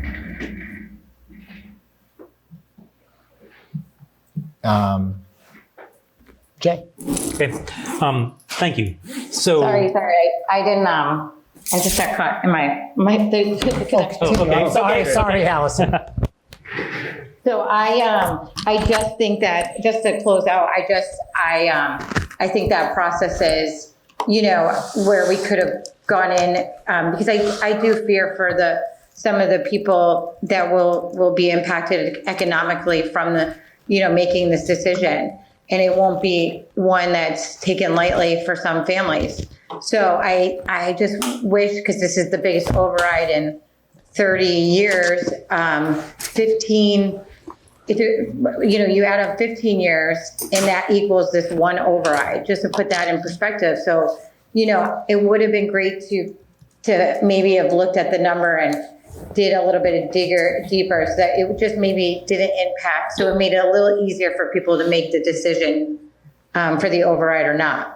And I do look to our elected officials to be thinking of, you know, not just a no position, getting rid of all these positions, like, but what can we do? You know, it would be an override in June. You know, like, we're going to fight for that because we know, you know, and maybe it's a lesser number, but, you know, and I understand maybe that's not the tactic that's, you know, beneficial to the process of for the community, but it is something as a parent with you in the schools that I want that to happen if this does it, you know, and maybe it's just a little bit more of an evaluation and it's a little less, you know, but I appreciate all the work that's done. I have, you know, many years of seeing this process. So it is challenging to see some of the work kind of not quite there yet. But I think we're on the right track for sure. It's a hard to, you know, to have full understanding with such a high amount. But so yeah, that's just my viewpoints on it so far. Thank you, Allison. If I just make a comment, you know, we look back at some traditional, just your point about the part-time people. If you look back, warrant committee, historical warrants, the schools would frequently cut those types of positions. Okay, so talking like 2012, moving forward, you would see there were like the cut of positions. So it's not, as Allison said, every position is important, but it has been done in the past. And positions have been identified that were part-time or, you know, some other type of position that wasn't full-time would be cut. So I don't know, I look back, I just noted that, you know, positions that have been cut in the past.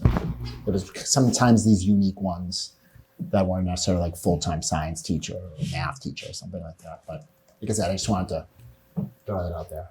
Jay, the floor is yours. Okay, thank you. So when I look at this, I don't look so much at individual positions. I feel like, how can I add value? if we're talking about individual positions in schools, I don't think I add a whole lot of value in saying, well, can we look at this one? Can we look at this one? So what I'm looking at is the total school budget and how that relates to the total town budget. So no surprise to anyone, I've got I was going to share my screen. Karen, can you let me share my screen?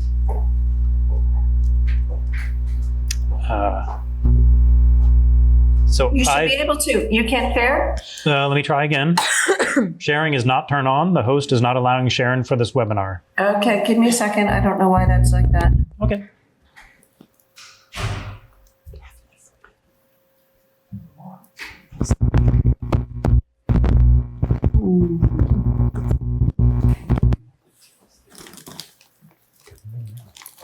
I'm wondering if Milton Access can help. I'm not sure why that would be. Okay, thank you.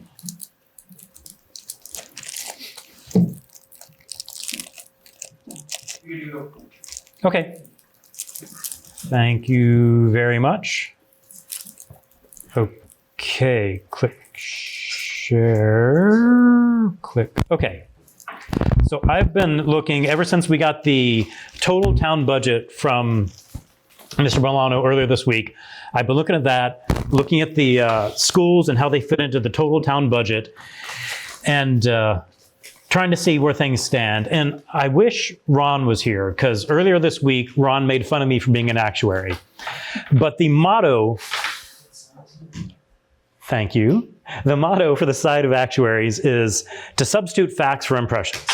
And I realized I had several assumptions about the school budget and how it fit in the larger budget. And I want to take a close look and see, are my assumptions correct, or do I need to take a second look at them?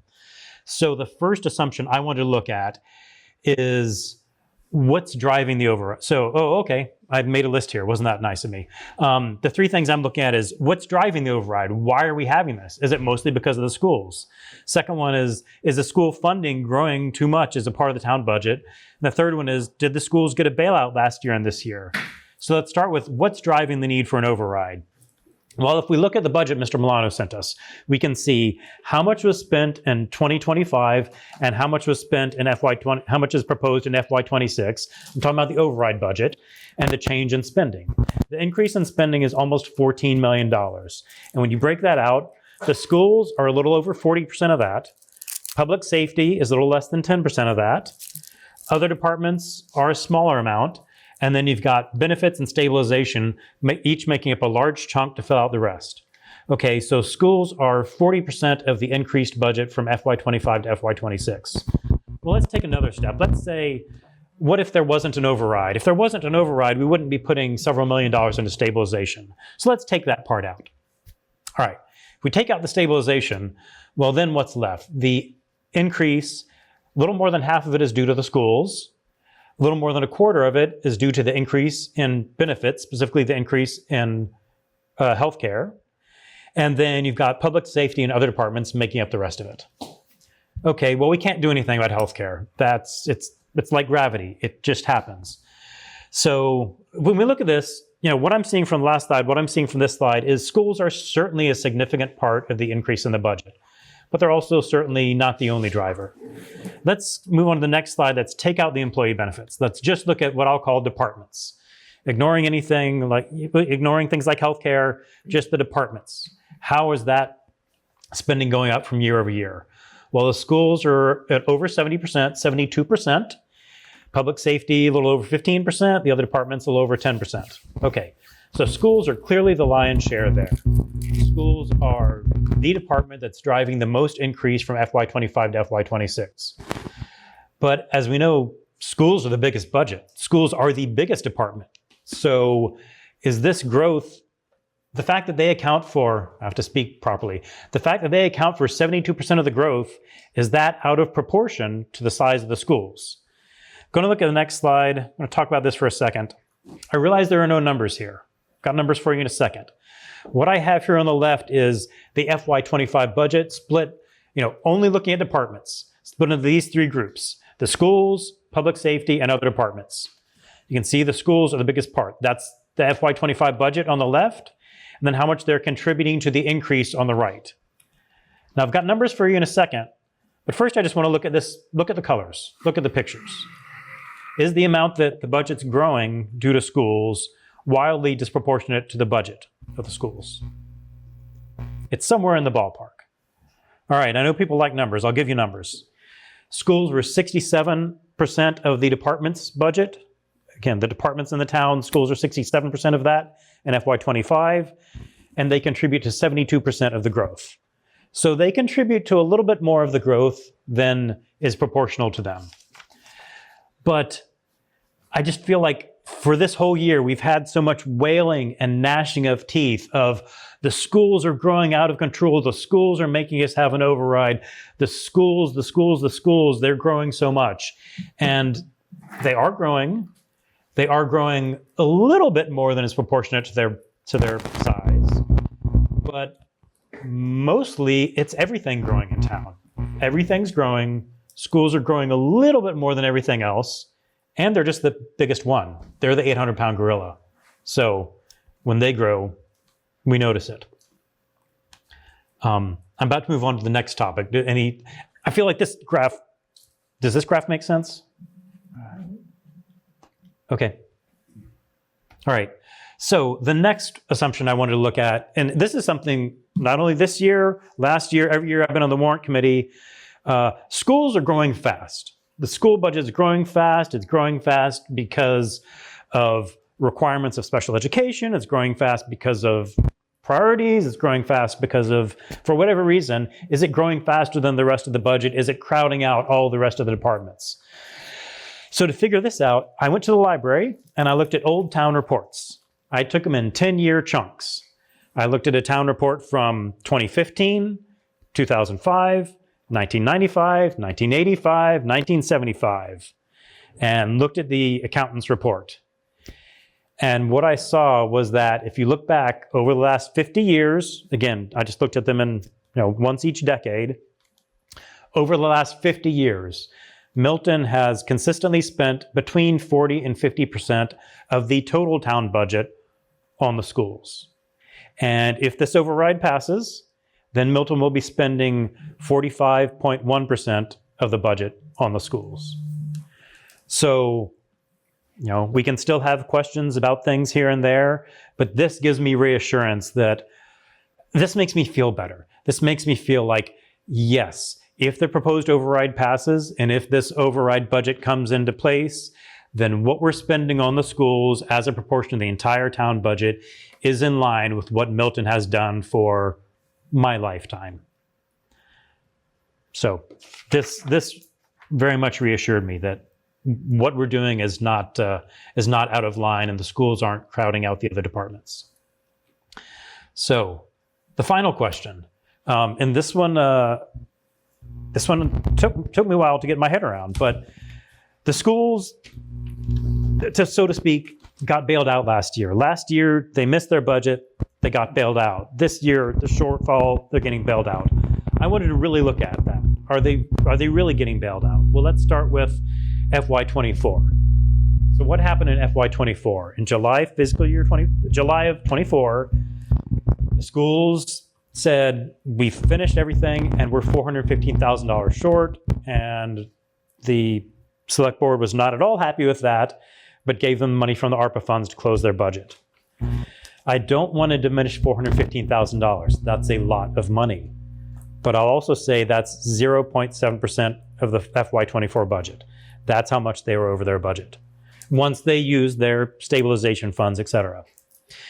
And so is that, having to bail out a department with 0.7% of their budget, is that out of line? Well, I checked to see how the reserve fund has been used the past few years. For the past 3 years, at least, DPW, every year they need about 2% of their budget coming in from the reserve fund because their budget can't hold it. Okay. I'm not saying that's due to the DPW mismanaging their budget. I don't know if anyone's saying that. The schools were 0.7% above their budget. DPW is 2% above their budget. Legal last year went 63% over their budget. A couple years before that went 11% over their budget. And then, as we can all see, there's the, oh no, it's cut off. That's the punchline. Oh, That's the warrant. Oh, hold on. I got to show this. The warrant committee and FY22 went 26% above their budget. That is a $3,000 excess of the warrant committee in FY22. So again, I don't mean to diminish $415,000. I don't mean to diminish the fact that they drew down reserves. But in the end of the day, if we feel like, oh, is the town bailing out the schools? The town bailed out the schools to 0.7% of their budget, a lower percent than we usually bail out DPW. And then what about this year? Well, we talked about this a bit earlier in the night. So February, they realized they were having a shortfall of 2.3 million. They've made cuts. They've managed their budget. They've lowered it to $683,000. So now, and I'm repeating some of what was said earlier, but I need to repeat it to get it straight in my head. So what's happening now? What's the deal that's been cut? $700,000 is being transferred to the reserve fund with the intent of covering this year's shortfall. In exchange for that, if you want to put it in this way, the deal they cut with the select board was two-pronged.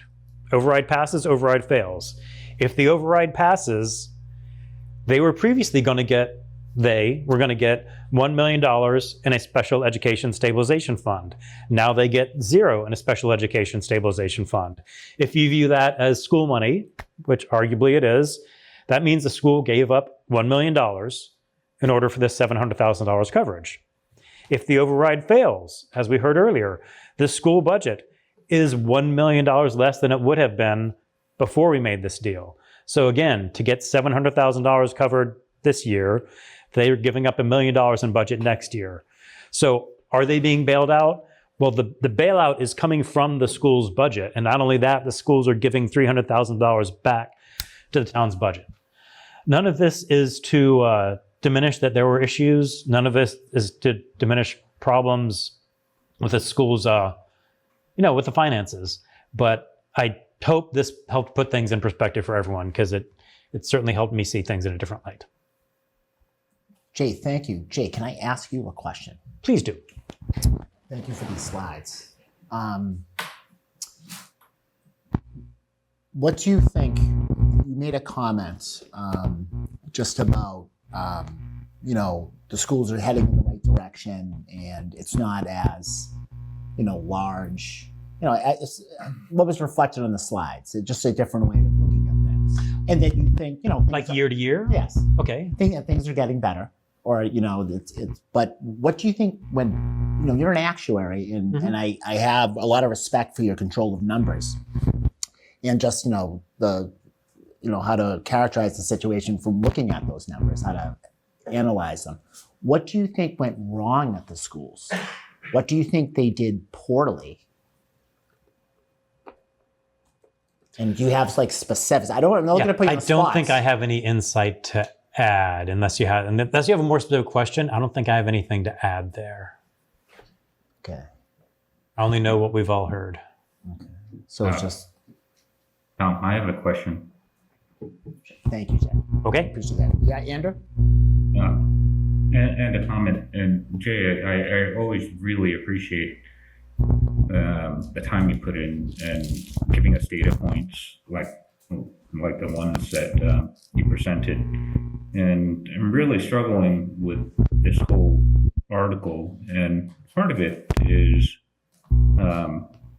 that while I acknowledge that they're great data points that you presented, and when I think about both the growth and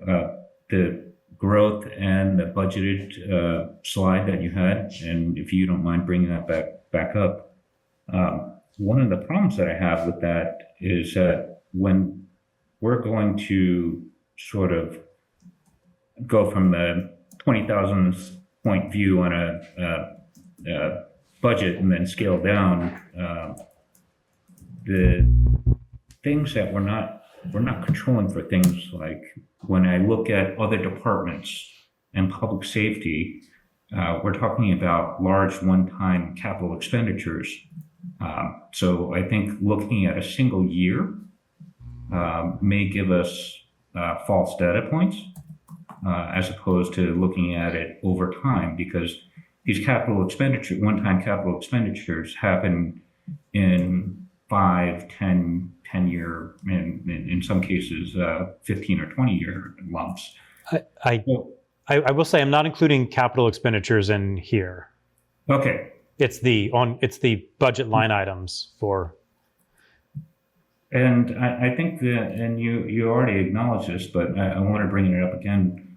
One of the things that I'm really, really, really concerned about is the lack of controls and sort of the absence of what I believe is conservative budgeting that's happened within the schools. And I think one of the biggest things that most private sector organizations will do is plan for both growth and contraction. And my perception of what the school does is it's a one-way valve. It plans for growth and doesn't really have a plan for or have a method of deflating staffing or needs when one-time funds disappear, et cetera. And so that sort of absence of what I believe is planning or smart planning really, really, really concerns me. And it's also one of the, and I guess you've already answered the thing about controlling for one-time capital expenditures. But I do want to sort of bring up the point that when we've talked about IT, for example, and you'll notice that when I talk about budgets in general, that I really, when possible, advocate the idea of moving away from large, long-term, one-time capital expenditures where possible. And so if you sort of extend that to human resource planning, it's the same thing where when there may be one-time needs or needs of unknown duration, I think they should really, really focus on ideas or plans such as 19-hour employees or other tactics that allow the school budget to both expand and contract. And as we know, an override is it's a one-way process. There's no way to go back from that. But that's really my only comments on this, and I still struggle with the whole article as a whole. Thank you, Andrew. Comment, anyone else like to speak to this article? Liz, welcome. Thank you. Just on that point, I wonder if anybody has information about if any other town departments used one-time or ARPA funds, because I remember being at a select board meeting, I believe it was last year, and there was a discussion about, it was last year, and I remember there was a discussion about the select board expressing concerns about their own use of one-time and ARPA funds. And so I don't doubt that the schools did that, and that does concern me as well. But I wonder if that was a more across the board practice. And if so, what measures are we putting in place to avoid that? I mean, I know we don't have those COVID related funds anymore, but what other measures are we putting in place? I've seen what they've said that we're going to do as far as the schools go. I don't know if that's enough or whatever. I like that there's progress on that. But as Jay sort of pointed out, there is sort of overspending. There are other budgetary issues. And so I'd also like to know, is that a practice in other departments or other boards and committees? And if so, what are they doing to kind of bring that in? Because I do remember this whole discussion last year at the select board, sort of saying that the year prior, they were able to bridge the gap with one-time funds. The year prior, they were able to do that. And the concern was raised that now there would be that cliff of no more ARPA funds because of COVID sort of being where we are now? And what were we going to do to address that? It's a good question. Amy, could you assist us maybe on that ARPA question? Thank you.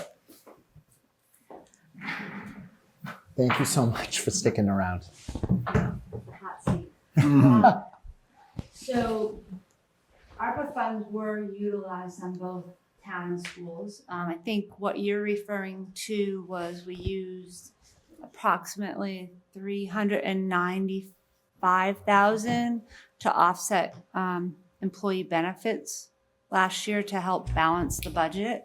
So if you look at the comment that's in the draft warrant, you'll see there's a table in there that kind of shows the main components of why employee benefits are seeing such a large increase year over year, 25 to 26 from 25, and that's part of it.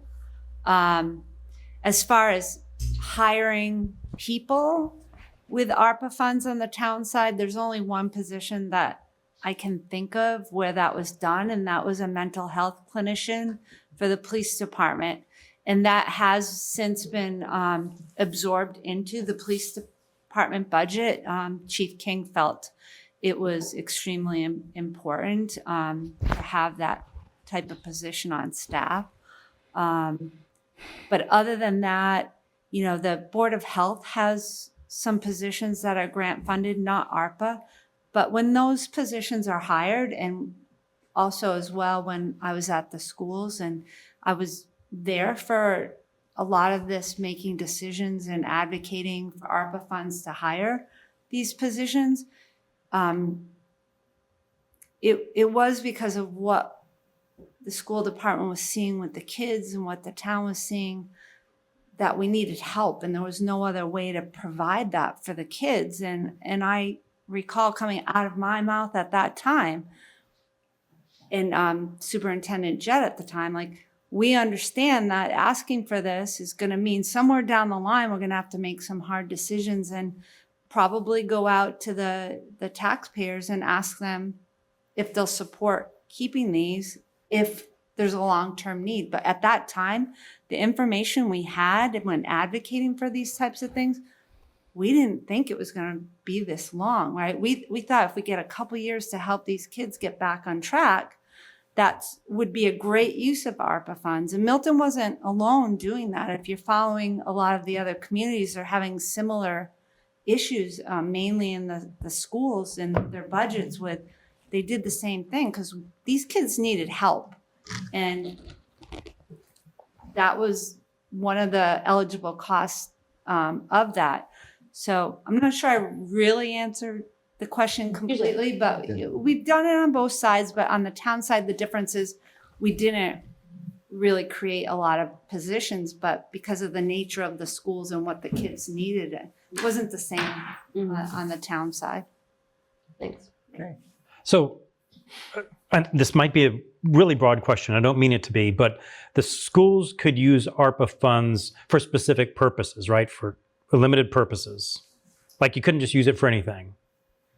And anything that was approved for ARPA was approved by the select board.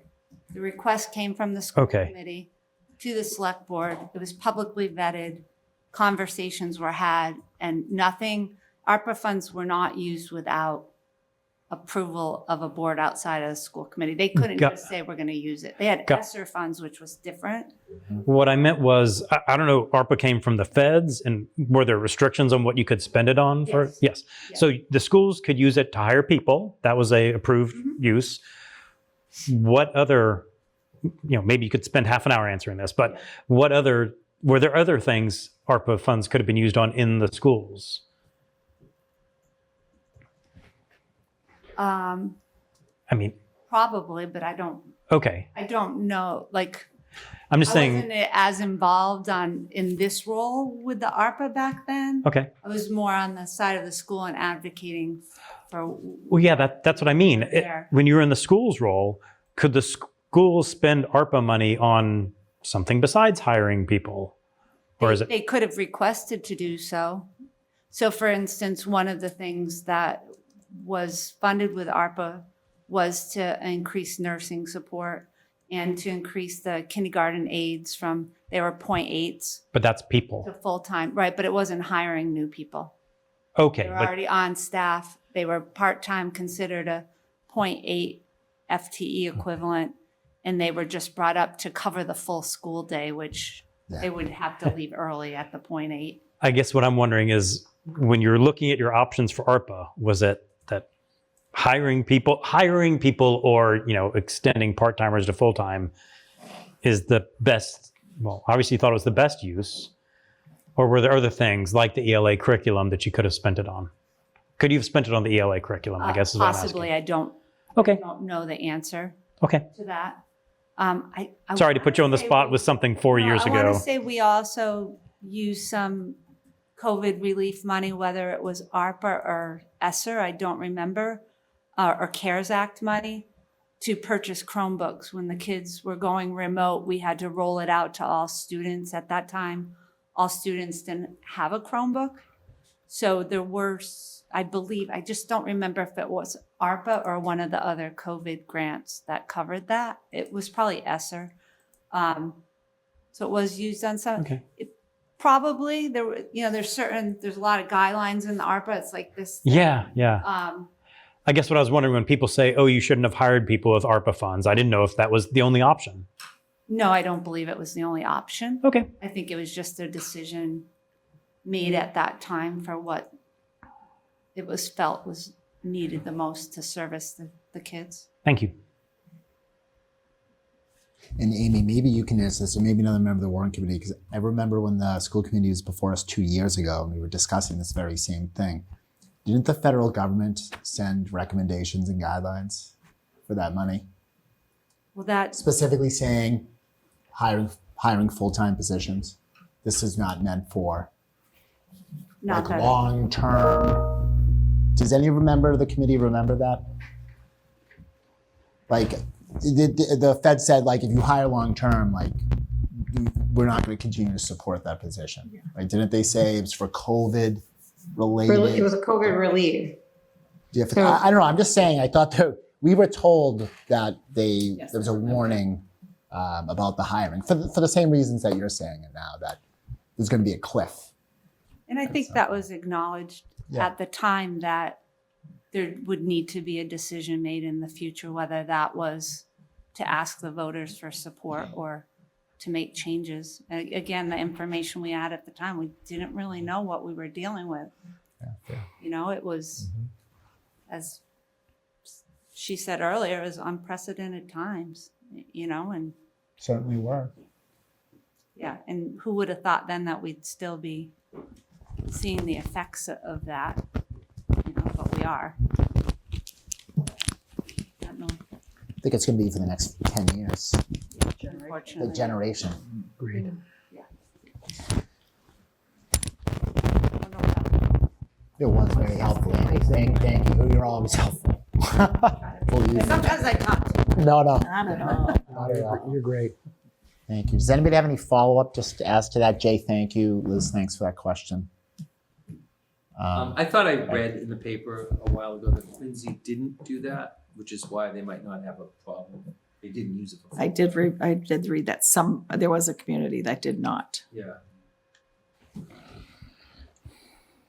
Yeah, we talked about it in here. Yeah. And the school committee did acknowledge that, just like we have to do this, and we were like, this is creating a problem. This will create a problem. This will be a problem. So it was, it was acknowledged. I wasn't saying it wasn't. It was, that was like big part of the discussion.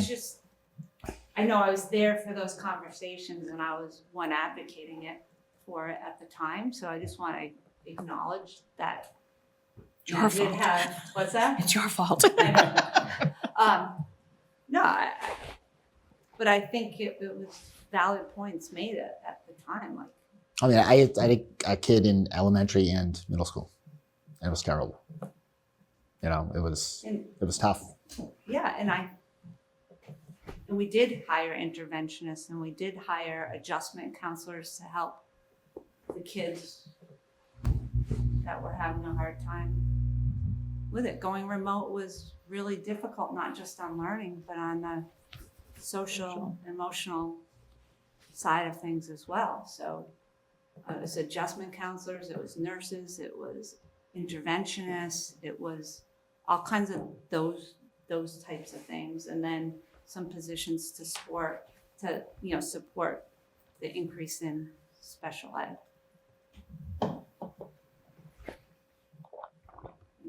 Okay, thank you. See. Okay.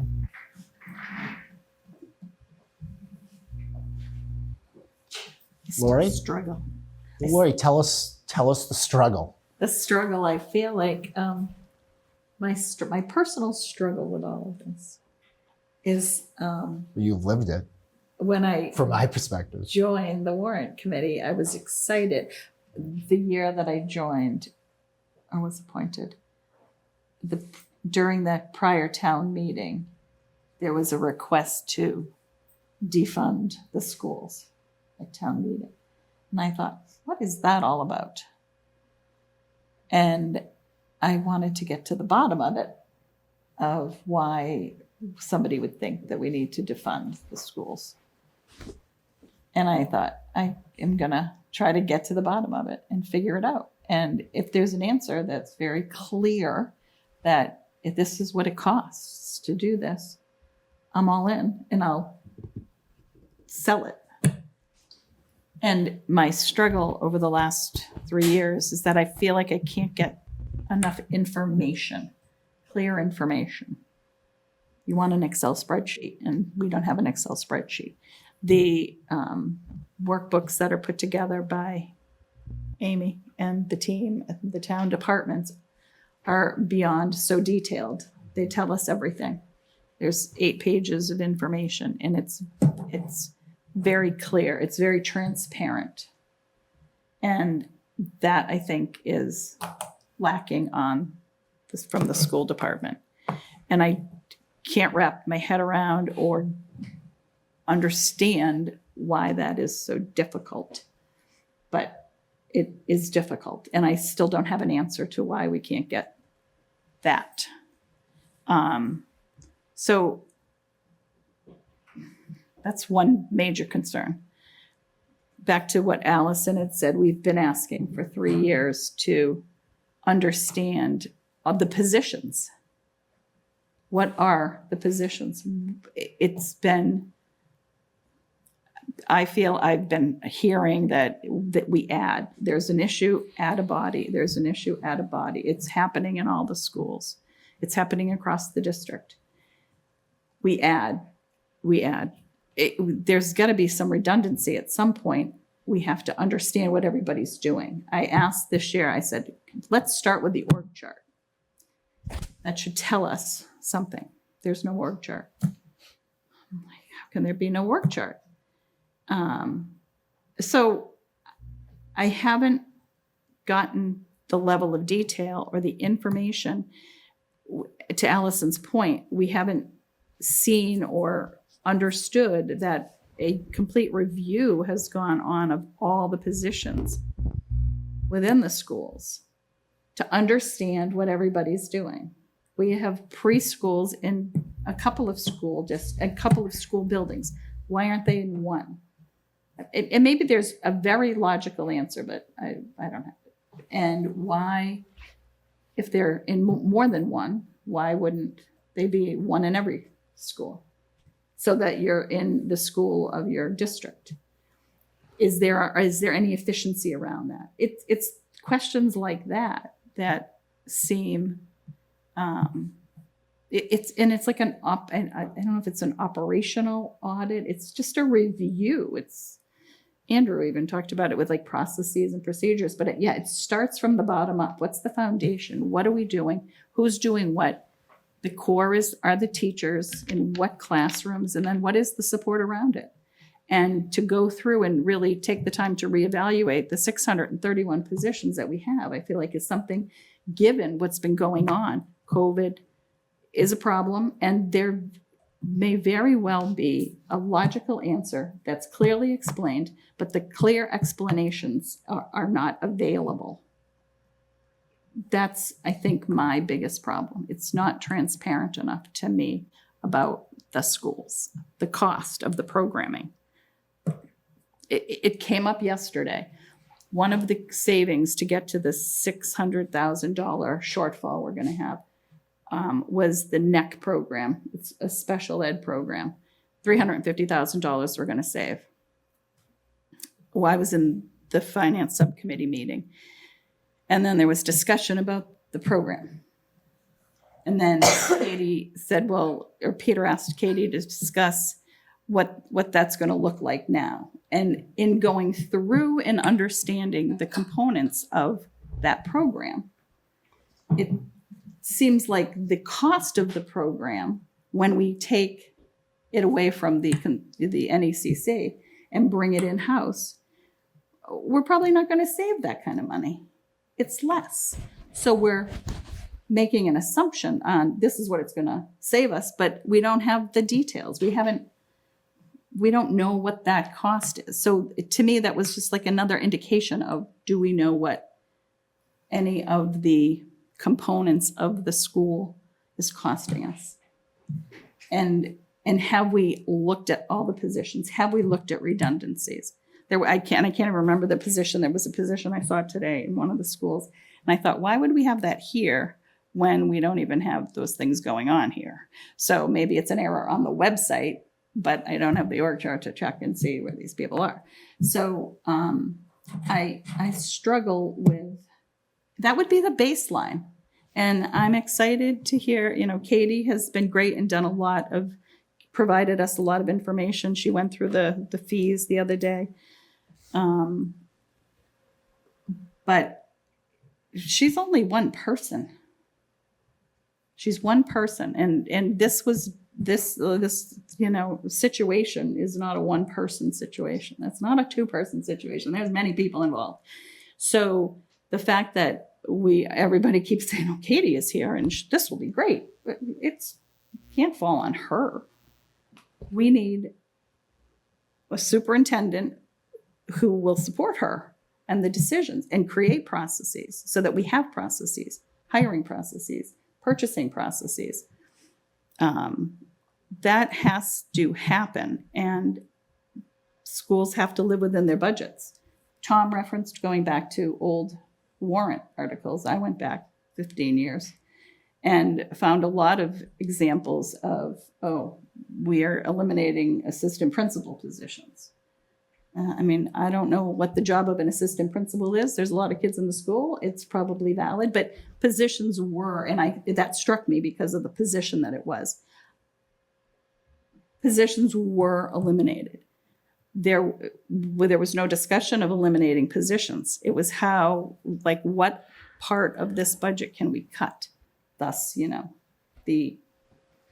that was a big number that we thought we could cut. It turns out it's not. Cutting positions is not in the realm of possibility. And now we're to this point that it's substantial, and it is a lot of positions. That's 75 positions they're looking at cutting is a ton of positions. Yet that's what we hired in the last 3 years or 6 years. And I think there's probably a valid reason for a number of them, but maybe there are some that we don't need to continue to have. I don't know. Again, the review does not seem to have happened. And for me, that's a struggle. And it was $3 million of ARPA funds spent, and it's potentially not sustainable if this override doesn't pass. And I feel like that would have been a very good exercise, although time consuming, to go through and really identify it. And we would have had an org chart out of that exercise, but that hasn't happened. So I struggle with that. So I'm feeling very disappointed that I don't have a good handle on where the schools are after my 3 years of going to meetings and all the subcommittee meetings I've attended. It's not clear. So I'm frustrated, disappointed. And I hope with, the new hopeful superintendent that joins will be an asset. I think I said 2 years ago we should call him. Didn't he just retire? I think that is the best news. And hopefully it happens, and it happens quickly. So I think, as I think it was Allison said, I think we're moving in the right direction. But we do need controls in place in order to ensure, processes. And we have checks and balances, controls, accountability. It's a big number that we're spending of the taxpayers' money.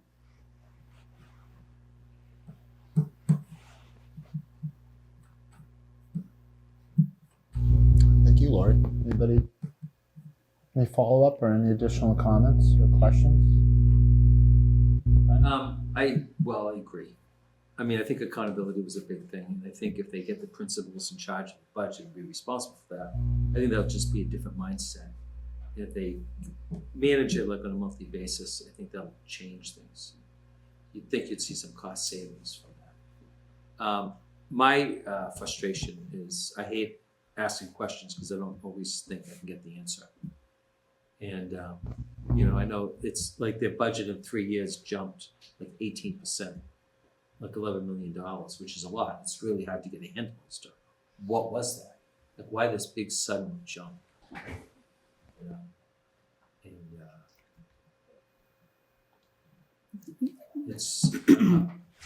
And it's something happened, something changed. It's not just all operating. No, that's true. And I think it's also difficult because of the revolving funds.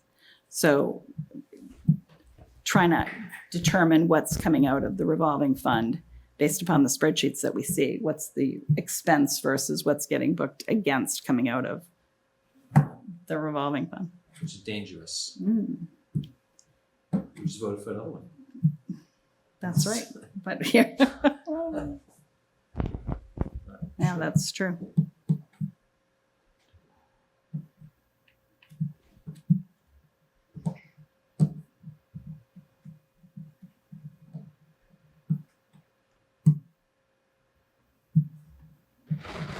Anybody have anything else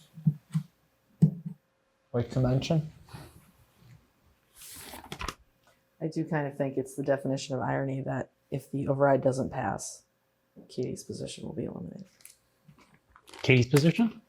Really? Isn't she? I thought that was on the list. No, she's being, I think she proposed a pay cut. Assistant superintendent to director.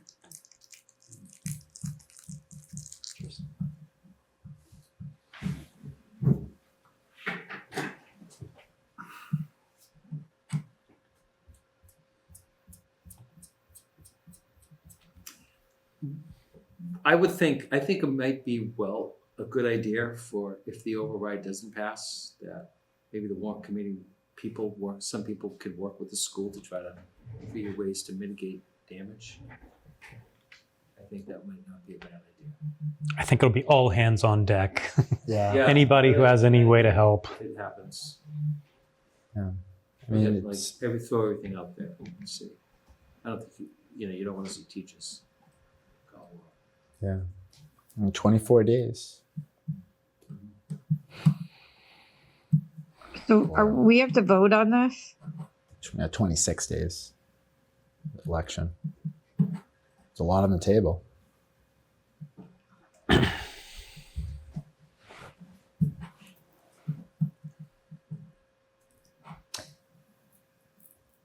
Does anyone not know how they want to vote? I don't think we should have to vote. I don't understand if this is not for town meeting, like why we are voting if this isn't, like this is a town election vote. This isn't.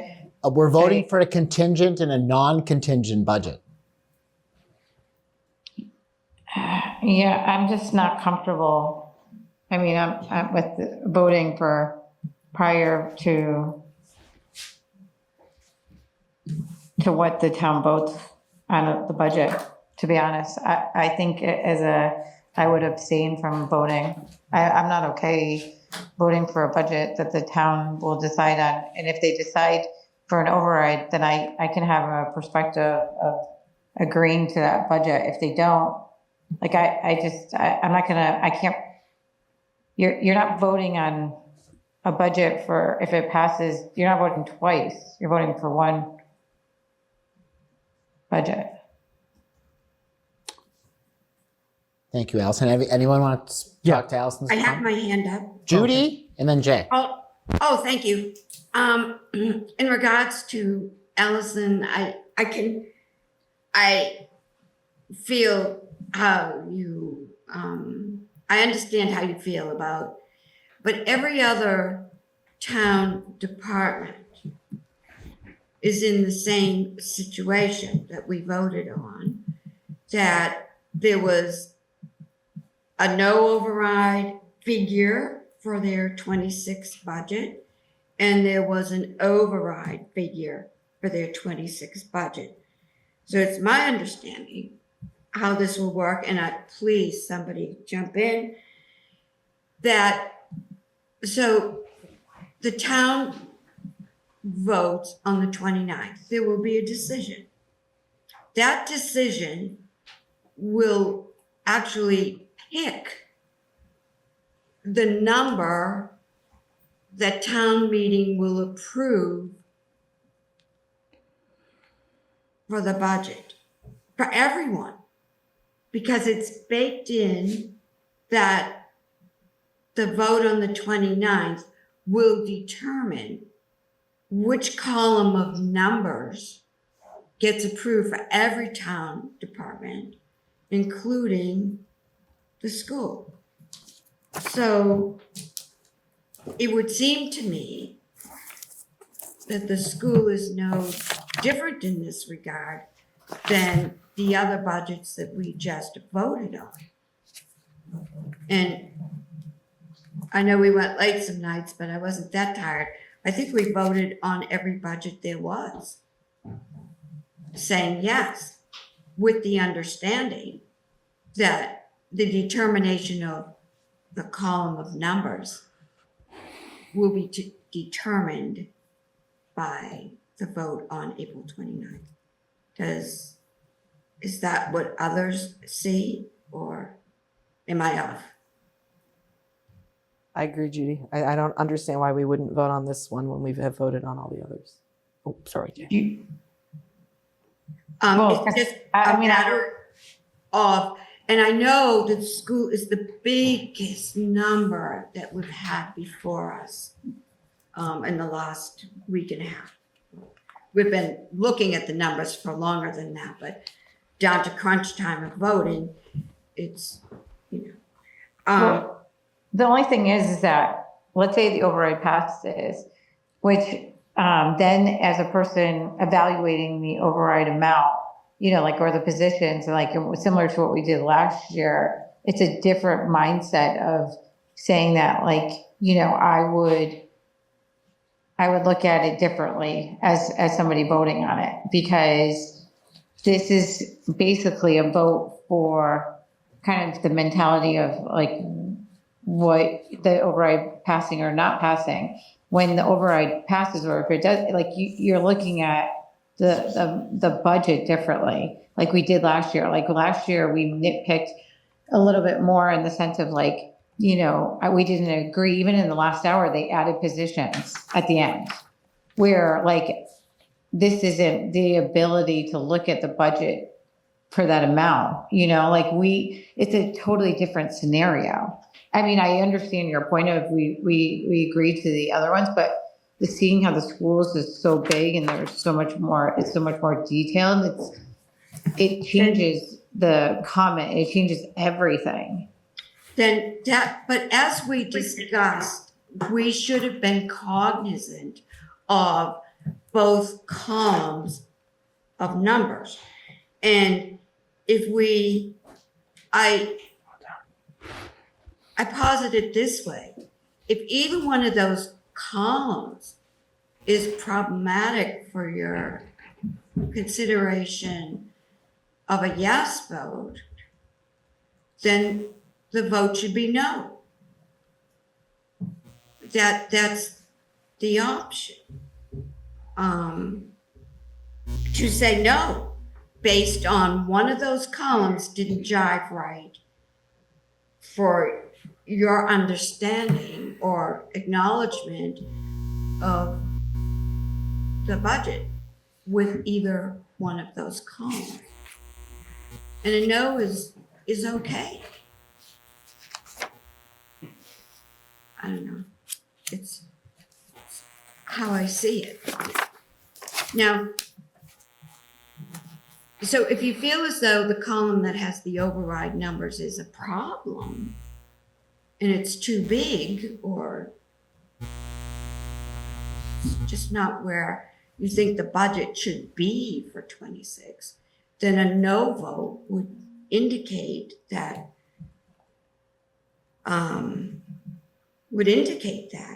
there was a problem with one of those columns. Thank you. Thank you, Judy. I think Liz. Liz, yes. Liz, okay.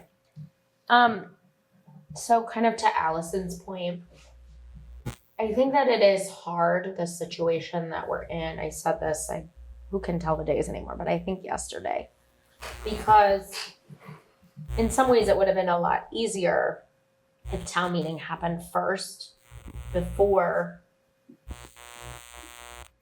the election rather than the other way around. But it is what it is. So I think, like, to Allison's point, it's really hard because, as I said also maybe yesterday, when you have the vote, you can say, okay, the people of Milton, knowing what they know about all the budgets, have decided, like as you said before, that it's important to them to continue to fund these positions that were paid for with the one-time ARPA funds, or whatever it is. This is their values. This is what the people have decided. I agree that it's kind of hard because we don't know what that vote is going to be. So then I think about it like, okay, well, it's not really our kind of role to sort of think about politics or however people are going to vote. So our role is kind of to think about the budget, which then leads me to what Lori said, which is that it's sort of hard because we haven't had the opportunity to kind of deep dive into it maybe the way that, you know, some of us would like to. However, then I think to myself, okay, well, we're sort of in the situation that we're in, and we have the budget that we have. And I mean, we've been saying this sort of since August, that it would be great if the warrant committee could dive more into sort of the decisions that were made in previous years leading up to, but we haven't been able to do that. So maybe in the future sometime. But I think that it makes perfect sense if people want to abstain. I think it makes perfect sense if people want to vote no. It makes perfect sense to me if people want to vote yes. I think that we have the contingent budget, and we'll explain in the comments sort of, because we don't know how the people of Milton will vote, and it's not really our role to say sort of our own personal opinion, I guess, about it. Except to raise these issues. I feel comfortable voting now, I guess, my long way of saying that. But I want to acknowledge what Allison's saying, because I do think that it's problematic the way that it was sort of scheduled. And to Lori's point, not having all the information that we might like to have. But we're in the situation that we're in, so I'm happy to vote whenever people are ready. I guess it's my long-winded way of saying it. Thanks, Liz. Lori. I would just like to share on the record, the Brockton had a budget deficit of 18 million a number of years ago. And this is their audit report. And these are the recommendations that seem to apply. So I'm just going to put it out there. The school finance department should build its budget based on actual expense information from prior years. The school finance department's budget must be more detailed and transparent. The school department should maintain a human resources personnel system that accurately tracks employees by location, position, and funding source. The school department must track spending relative to the budget approved by the school committee. The school department's, that's not relevant. The school department must share key data throughout the fiscal year. The school committee members should undergo annual budget and finance training. Seems like it'd be good. The school committee must, as required by mass law, approve vendor and payroll warrants. They do approve those warrants. I don't know that they approve them individually. Like, I don't know what they look at, or if it's, here's a stack of invoices that is 100,000, pay it. Yes, I approve it. Or if they go through them one by one.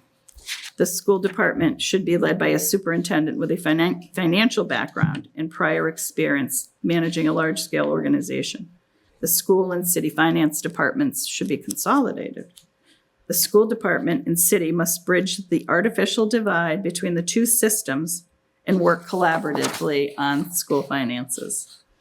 The city should engage a certified public accounting firm to conduct a periodic review of the school department's processes, protocols, and internal controls. The city should appoint an ombudsman to allow city employees, school department employees, and members of the public to anonymously report issues affecting the financial and organizational health of the city. So I'm not sure to what extent we need the audit, because now we know what to do. Just Well, Lori, food for thought. well, those are all things that we have, the schools and others who have been in front of us have mentioned. Some of, if not all. No, but And I think a lot of that could go in a comment, regardless of the way our vote goes, to add that color from all of our discussion. I love it. Yeah. And the only other area that, I brought up some, ideas of savings and kindergarten and whatnot, as Brian was talking about today. But the other issue that we didn't really discuss was residency. And I know we had a new policy. I asked about it. I think there's more information, I think, that could be shared that I have not seen. Again, I had a list of questions that Peter was supposed to go back to his office and get me, but he didn't. So I think that is another area that should be reviewed and looked at. There's savings there. My kids knew. Kids that were pals of theirs that lived in Quincy. That's something that should be updated, because I've seen other towns' policies and they've left from on cities. They have updated it since last year They did, yes. So they have, when I saw it, mine was on. and I think every 3 years now? Yeah, they have, it's like kindergarten 3, 6, 9. So they added third grade. Yeah, I just want to mention that, and I know the residency, but, I went to Milton Public Schools, and it was a problem when I was in school. And we knew kids, we kept our mouths shut, but it happened. I remember at the same time, kids were trying to get into Latin school in the city, So it happens. I think there are some savings there. I agree with you, Lori, on that issue. I'm glad they updated it. Yep. Glad Dr. Burrows, when he came in, he really kind of took it, which was a good thing. I don't know. That's really all I have to say to that issue. But I think that goes to the overall transparency, which Mark and the committee had indicated that they're going to be working on moving forward. So On the school's website, the residency update is 2012. And then there's another policy that says it's 20. Okay, I'm missing. It says 2021 was updated. In 2015, but they updated 2021. What was that? More recently than that. Yeah, so it's not on the website. But it's executed. I just had to do it for my rising pre-K-er. Again, it's happening, even if it's not publicized on the website. you can tell because town hall's is really busy that day. Everyone grabbing their old excise tax bills. And you walk in there registering for school, right? Kindergarten registration due tomorrow, as a reminder. Public Everybody service watching. announcement right there. Public service announcement. Kindergarten. Actually, yes, tomorrow. I hope there's a late fee on that too. I don't know. Then you don't get kindergarten registration at the kindergarten near you. You might get sent to a different one.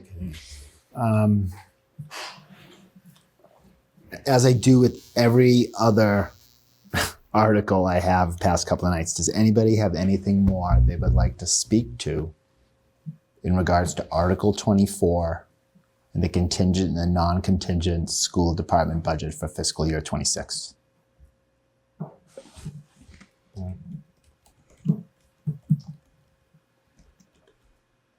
I'm going to say it's going to be interesting to see what happens next year. I was just going to say that. I was going to say, wait. I there's one more don't thing. say it maliciously No, I want to be excited. at all, but it's going to, it's the rubber's going to hit the road.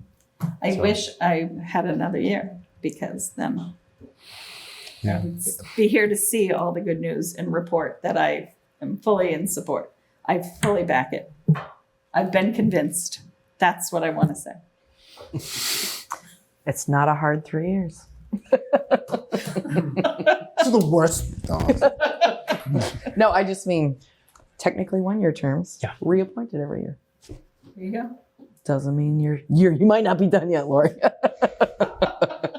going to have to find another ride. I'll drive you home, Lori. Clarity. Sure.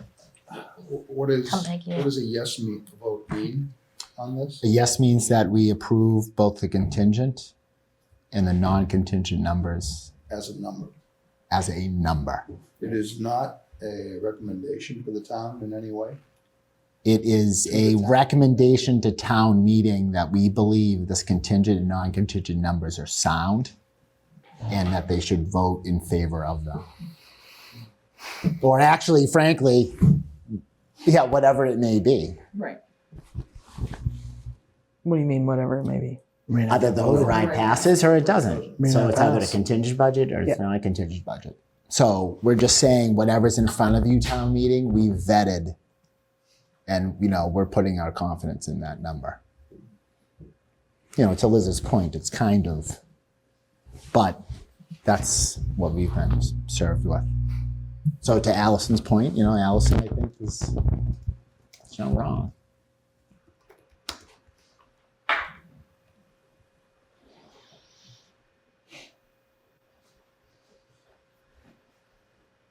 Let's do this. Was that? Oh, I said you want me let's to make do a this. recommendation? Oh, all right. Are we ready to vote? Is that? You want me Well, am I failing the committee? I feel like this has been a process that started with me in June, and everyone else in August. So I don't know. If I'm not forcing anything, I've posted for Monday. Ready. Steve, make a motion. So I'm saying the committee feels like now's the time to make the decision on this. I'd say I would agree. You want to pulse the people on Zoom, make sure they're ready? Is everybody ready on Zoom? Well, Yes, there you go. Okay. Okay, we have Judy. Is anyone else on Zoom? Andrew and Allison. Allison. Andrew, Allison. Allison. All right. Thank you. All right, we're ready to rock, I guess. All right. Okay, do I have a motion? That's Article 24, School Appropriation, Fiscal Year 26. Sure. Make a motion to vote yes on Article 24 for the non-contingent recommendation and appropriation of $1,363,747 and a contingent recommendation of $52,000. Sorry. You read The schools? 24. 24? I'm sorry. Am I on the wrong I one? was like, did I hear one? Schools are 1 million? 67. Article 24. That was like the They 1975. solved all their problems. All right. The new 24. Would you like old, to go ahead, Jim? Why don't you do it? Old 25. Okay. I will make a motion that we approve the. Well, you talked over me, so go right ahead. Make a Sorry, recommendation. man. It's all right. It's good protocol. Keep going. I'm sorry. It's all right. I make a motion that we approve the school's budget in a non-contingent amount of $67,233,608 and a contingent amount of $5,640,306. Seconded. Seconded by Julia. Thank you all. Karen, can you call the vote on Article 24, School Appropriation for Fiscal Year 26? Steve, Can you come back to me, please? sure. Lori, Regretfully, no. Liz, Yes. Jay, Yes. Allison, Abstain. Andrew? No. I think Macy left. Is Macy gone? She's gone. Julia? Yes. Peter? No. Brian? No. Judy?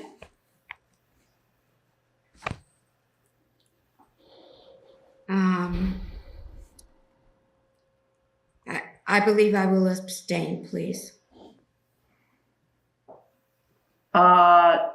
Is Steve? Yes. Tom? Yes. The motion carries. You have 5 yes, 4 no, and 2 abstentions.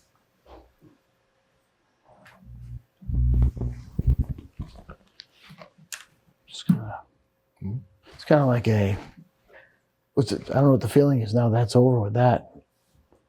It's a big one. Great job. I don't feel that way. I think what he said is, I think there's a lot of risk. I'm really nervous about that, but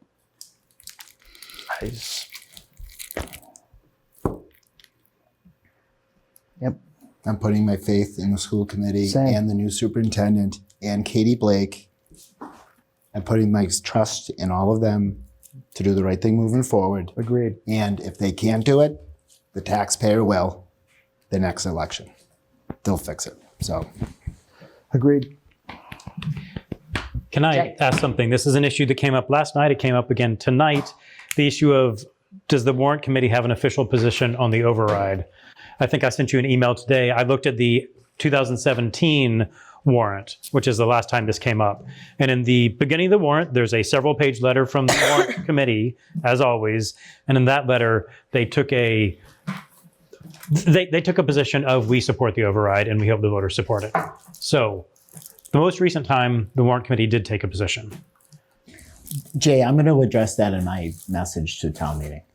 I think. And may I make a comment, a rebuttal, please? Sure, Judy. I didn't mean to interrupt you. Oh, no, that's fine. I'm sure you're on this, but I just wanted to add my 2 cents. I believe the warrant committee has now done its job. We have taken every article but one, we still have the lighting, and we have deliberated, discussed, investigated very thoroughly and made a voted decision on every article, which is our job. We do a job for the town meeting members to be informed when they vote and enact policies for our town at any town meeting. Our job is not in any way at all to publicly endorse an election, which this ballot question is part of an election. If you want to endorse, do it on your non-warrant committee time. Have your friends and family post on Facebook what your beliefs are, because we're encouraged not to. Get word out, walk the streets, whatever you want to do. But it is not a warrant committee job to determine how people should vote. Because if you want to vote on the this ballot question, why don't we all just get up and endorse a candidate we like? Hey, let's take a vote on Peter Rabbit. He's running for, the animal shelter. How do we all feel? Should it be Peter or, Wile E. Coyote? That is not our job, to influence the citizens of this town in how to vote. And I stand firm on my belief of what our job is and what it is not. You can have your opinions, you can get them out there, but not on the Warrant Committee dime. Thank you all for letting me have my 2 cents. Thank you, Judy. I understand that sentiment when it comes to candidates and issues out and about, within the town that we may discuss as a committee. But I do think there is an argument to be made that as the financial committee of the town, having put all of the work in and the hours in that we have over the last year, and as I said last night, arguably some of the most informed people in town due to our access to the finances and the people who manage them. Now, we have the 30,000 foot view and the sort of micro view of the departments. I don't think it's unreasonable of us to say, based on what we've learned, and that may be impossible because we may not have a united opinion on that, but, I don't think it's unreasonable to say, as the finance committee of this town, based on what we've seen, and learned over the last year, we do or don't support the override. Because it challenges our private vote. If we're on record as voting at the Warrant Committee, it somewhat negates our citizen right to cast a vote at the ballot box. Mr. Milano does not indicate to us or to the public. They don't take all the finance people at town hall and ask them to unite and let they present the facts. This is what's going to happen if we don't have it. This is what's going to happen if it does not pass. We work for town meeting. In a way, because town meeting represents all the citizens in the town, we passively work for the citizens. However, our job, and I will shout this from the rooftops, it is not our job. I know it seems like it's a very important issue. And, citizens may look to us as individuals and as a committee for guidance. However, all the information that we have has been made public. Go to YouTube or wherever they're flashing these videos that we're all talking on. Do your research, preferably not through Facebook, where opinions are, they're out there, and they're amusing if you really want to get away from the New York Times for a few hours. I stand firm, and I would be so disappointed to see our committee veer into that. I mean, people can watch us and probably guess maybe. If I were to guess and I could be a fly on your ballot, I would guess you would vote yes. What would you think of me? You don't know, do you? Would you want to be a fly on my ballot? I am not giving away in a public domain where my ballot is going to choose to have that overfilled.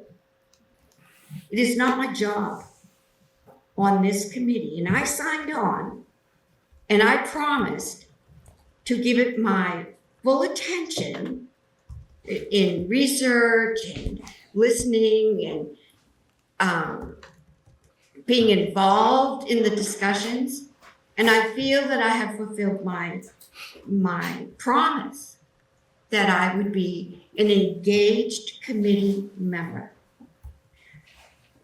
The citizens and the town meeting members got their money's worth, I feel.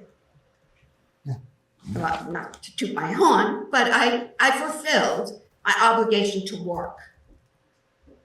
It is not my obligation to tell the town how to vote, the town citizens, how to vote on an override. They can check us. We can be fact checked. We cannot hide. So, I will leave the room if the committee does decide to have a vote, because I'm opposed to us doing that. Thank you though, Julia, for your opinion, because it's what you believe, and that is part of being in the Warrant Committee, that we're not Borg.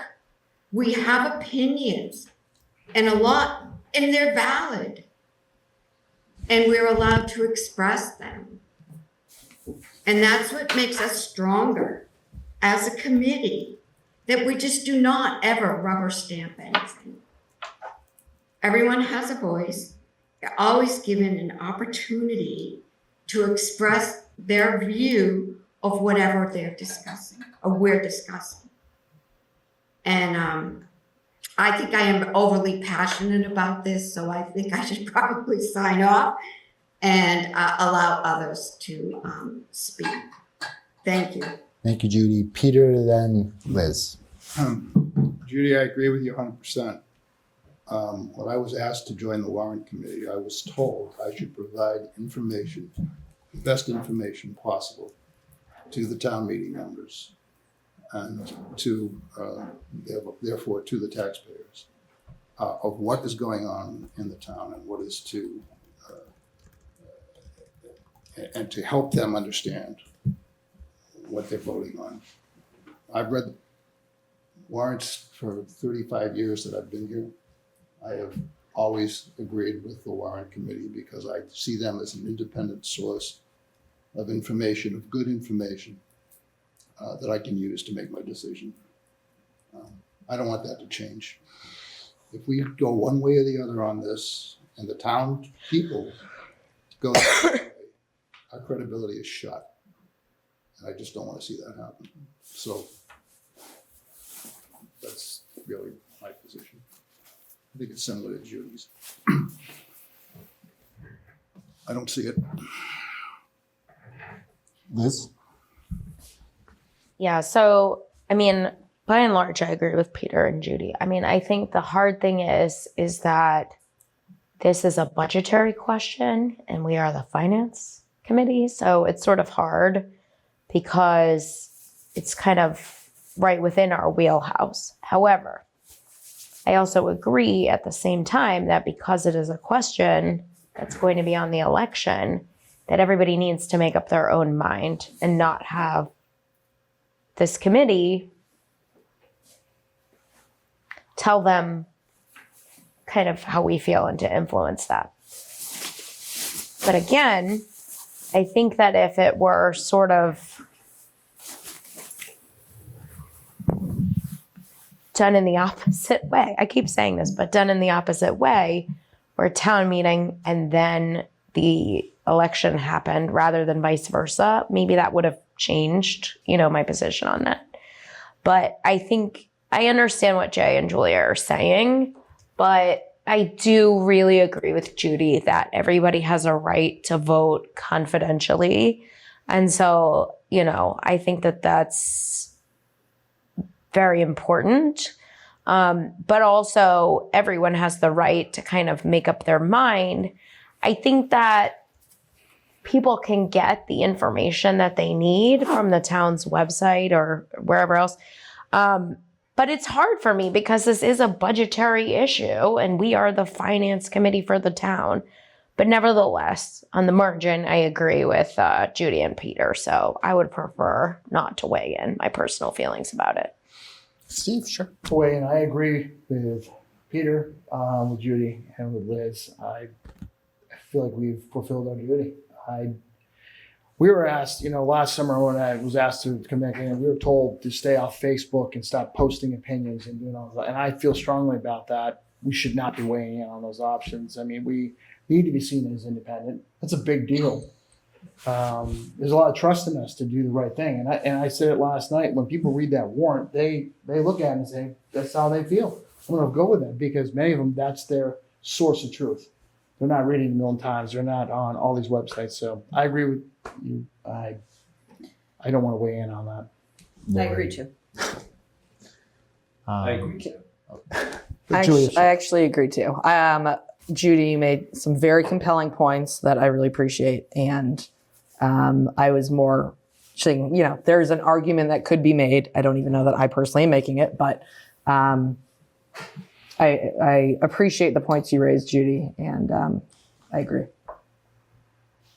I say as the chair, I'm going to write a letter, and I'm going to be respectful of everyone's opinion and the information that we shared as a committee.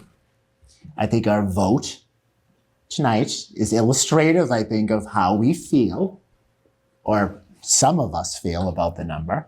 And I think that is, Jay, a vote to the town of confidence that we trust that this is a good number. And if you, as the taxpayer, we trust it, you can say yes, Like we have faith in either of these numbers.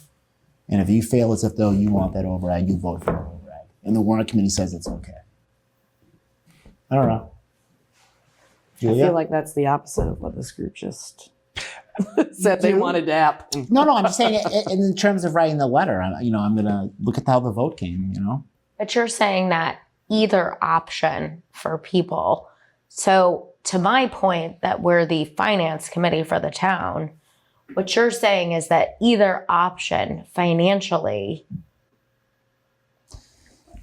we believe that with the town's approval, so if people choose that they want to have an override and increase taxes for the majority of residents of this town, those finances make sense. If people do not want to vote for the override, do not want to increase taxes, the finances based on that, the numbers make sense. And I think that that's our sort of role rather than weighing in, yes, I personally believe, no, I personally don't believe, that sort of thing. But to say budgetarily, to your point, we believe that either way, depending on how the town votes, we believe that we have faith in the school committee or whatever. I also wanted to add, I think the other thing is that we're having this, or they said we were going to have this new committee with a couple members of the warrant committee, a couple members of the school board, a couple members of the school committee. No, to kind of go over. I'm just shaking my head. Oh, to kind of go over some of the finances. And so that's sort of another, I just want to bring that up again. Another an excellent thing, I think. Measure. So I agree with Liz. I think what you want to convey is we're backing these as like budgetarily sound numbers, but yeah, you make the decision. You want less services, go for it. If you want level service and nothing more, there's the number right here. And here are the reasons why you can pick either one.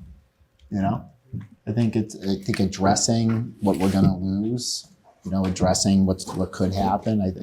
I think that is our responsibility to town meeting. Yeah, I agree. Factual. I agree with Liz's statement. My takeaway from that was we're supporting the voters, essentially. We're going to support their coming out of it. Yeah. Makes sense. I fully support whatever the people decide to do. That would be my position, is that whatever people decide to do, I fully support that. Thank you, Amy. Thanks, Amy. Thank you. So, there we have it.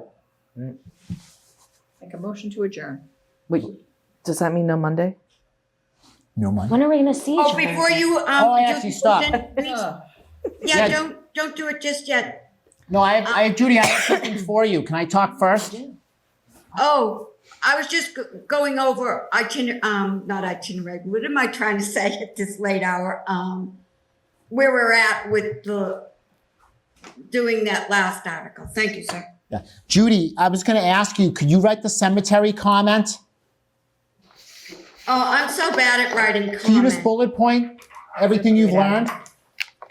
And then just give it to someone else to actually put it into sentences? Yeah, you can send it to me, but I need it before Sunday. I will do that.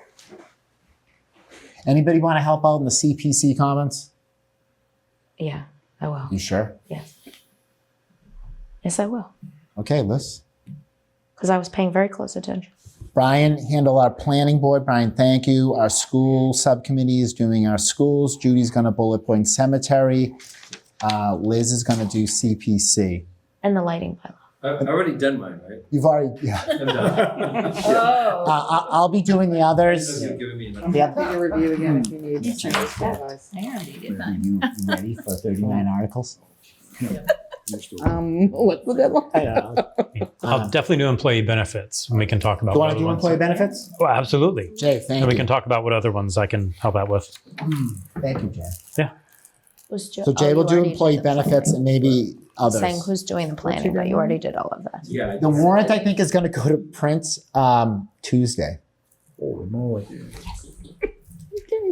I know. The anxiety is just like. Then the next time we'll see each other is to discuss the lighting. East Milton overlay. It's big, huge, East Milton overlay. Mm-hmm. The floodplain. Mm-hmm. MBTA communities. 10%, 25%, whatever. Wait, is this May or June? It's June. No, I'm talking about the lighting bylaw. That's on May. Yeah. Lighting bylaws coming in May, but Somebody coming? we're gonna green sheet and okay.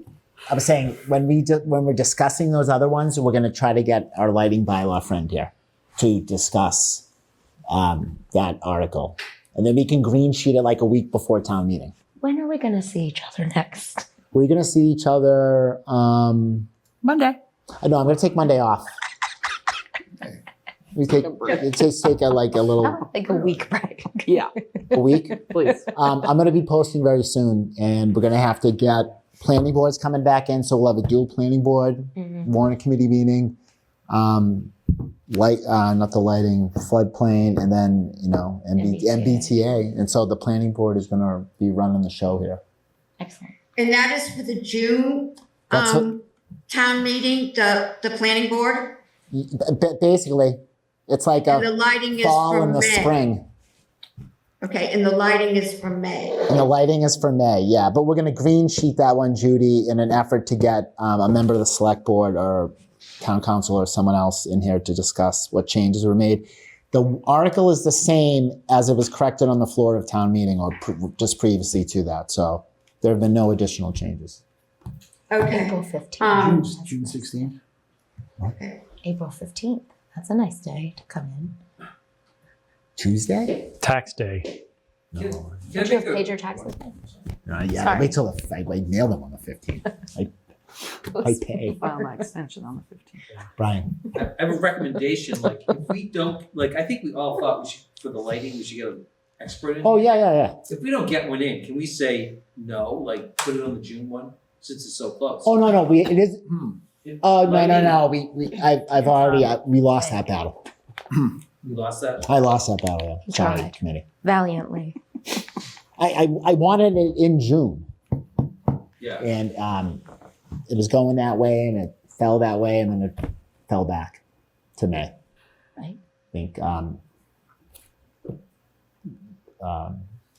upstairs thought it was better to deal with it.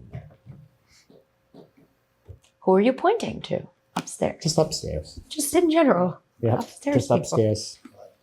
The second floor. I don't know. Thank you.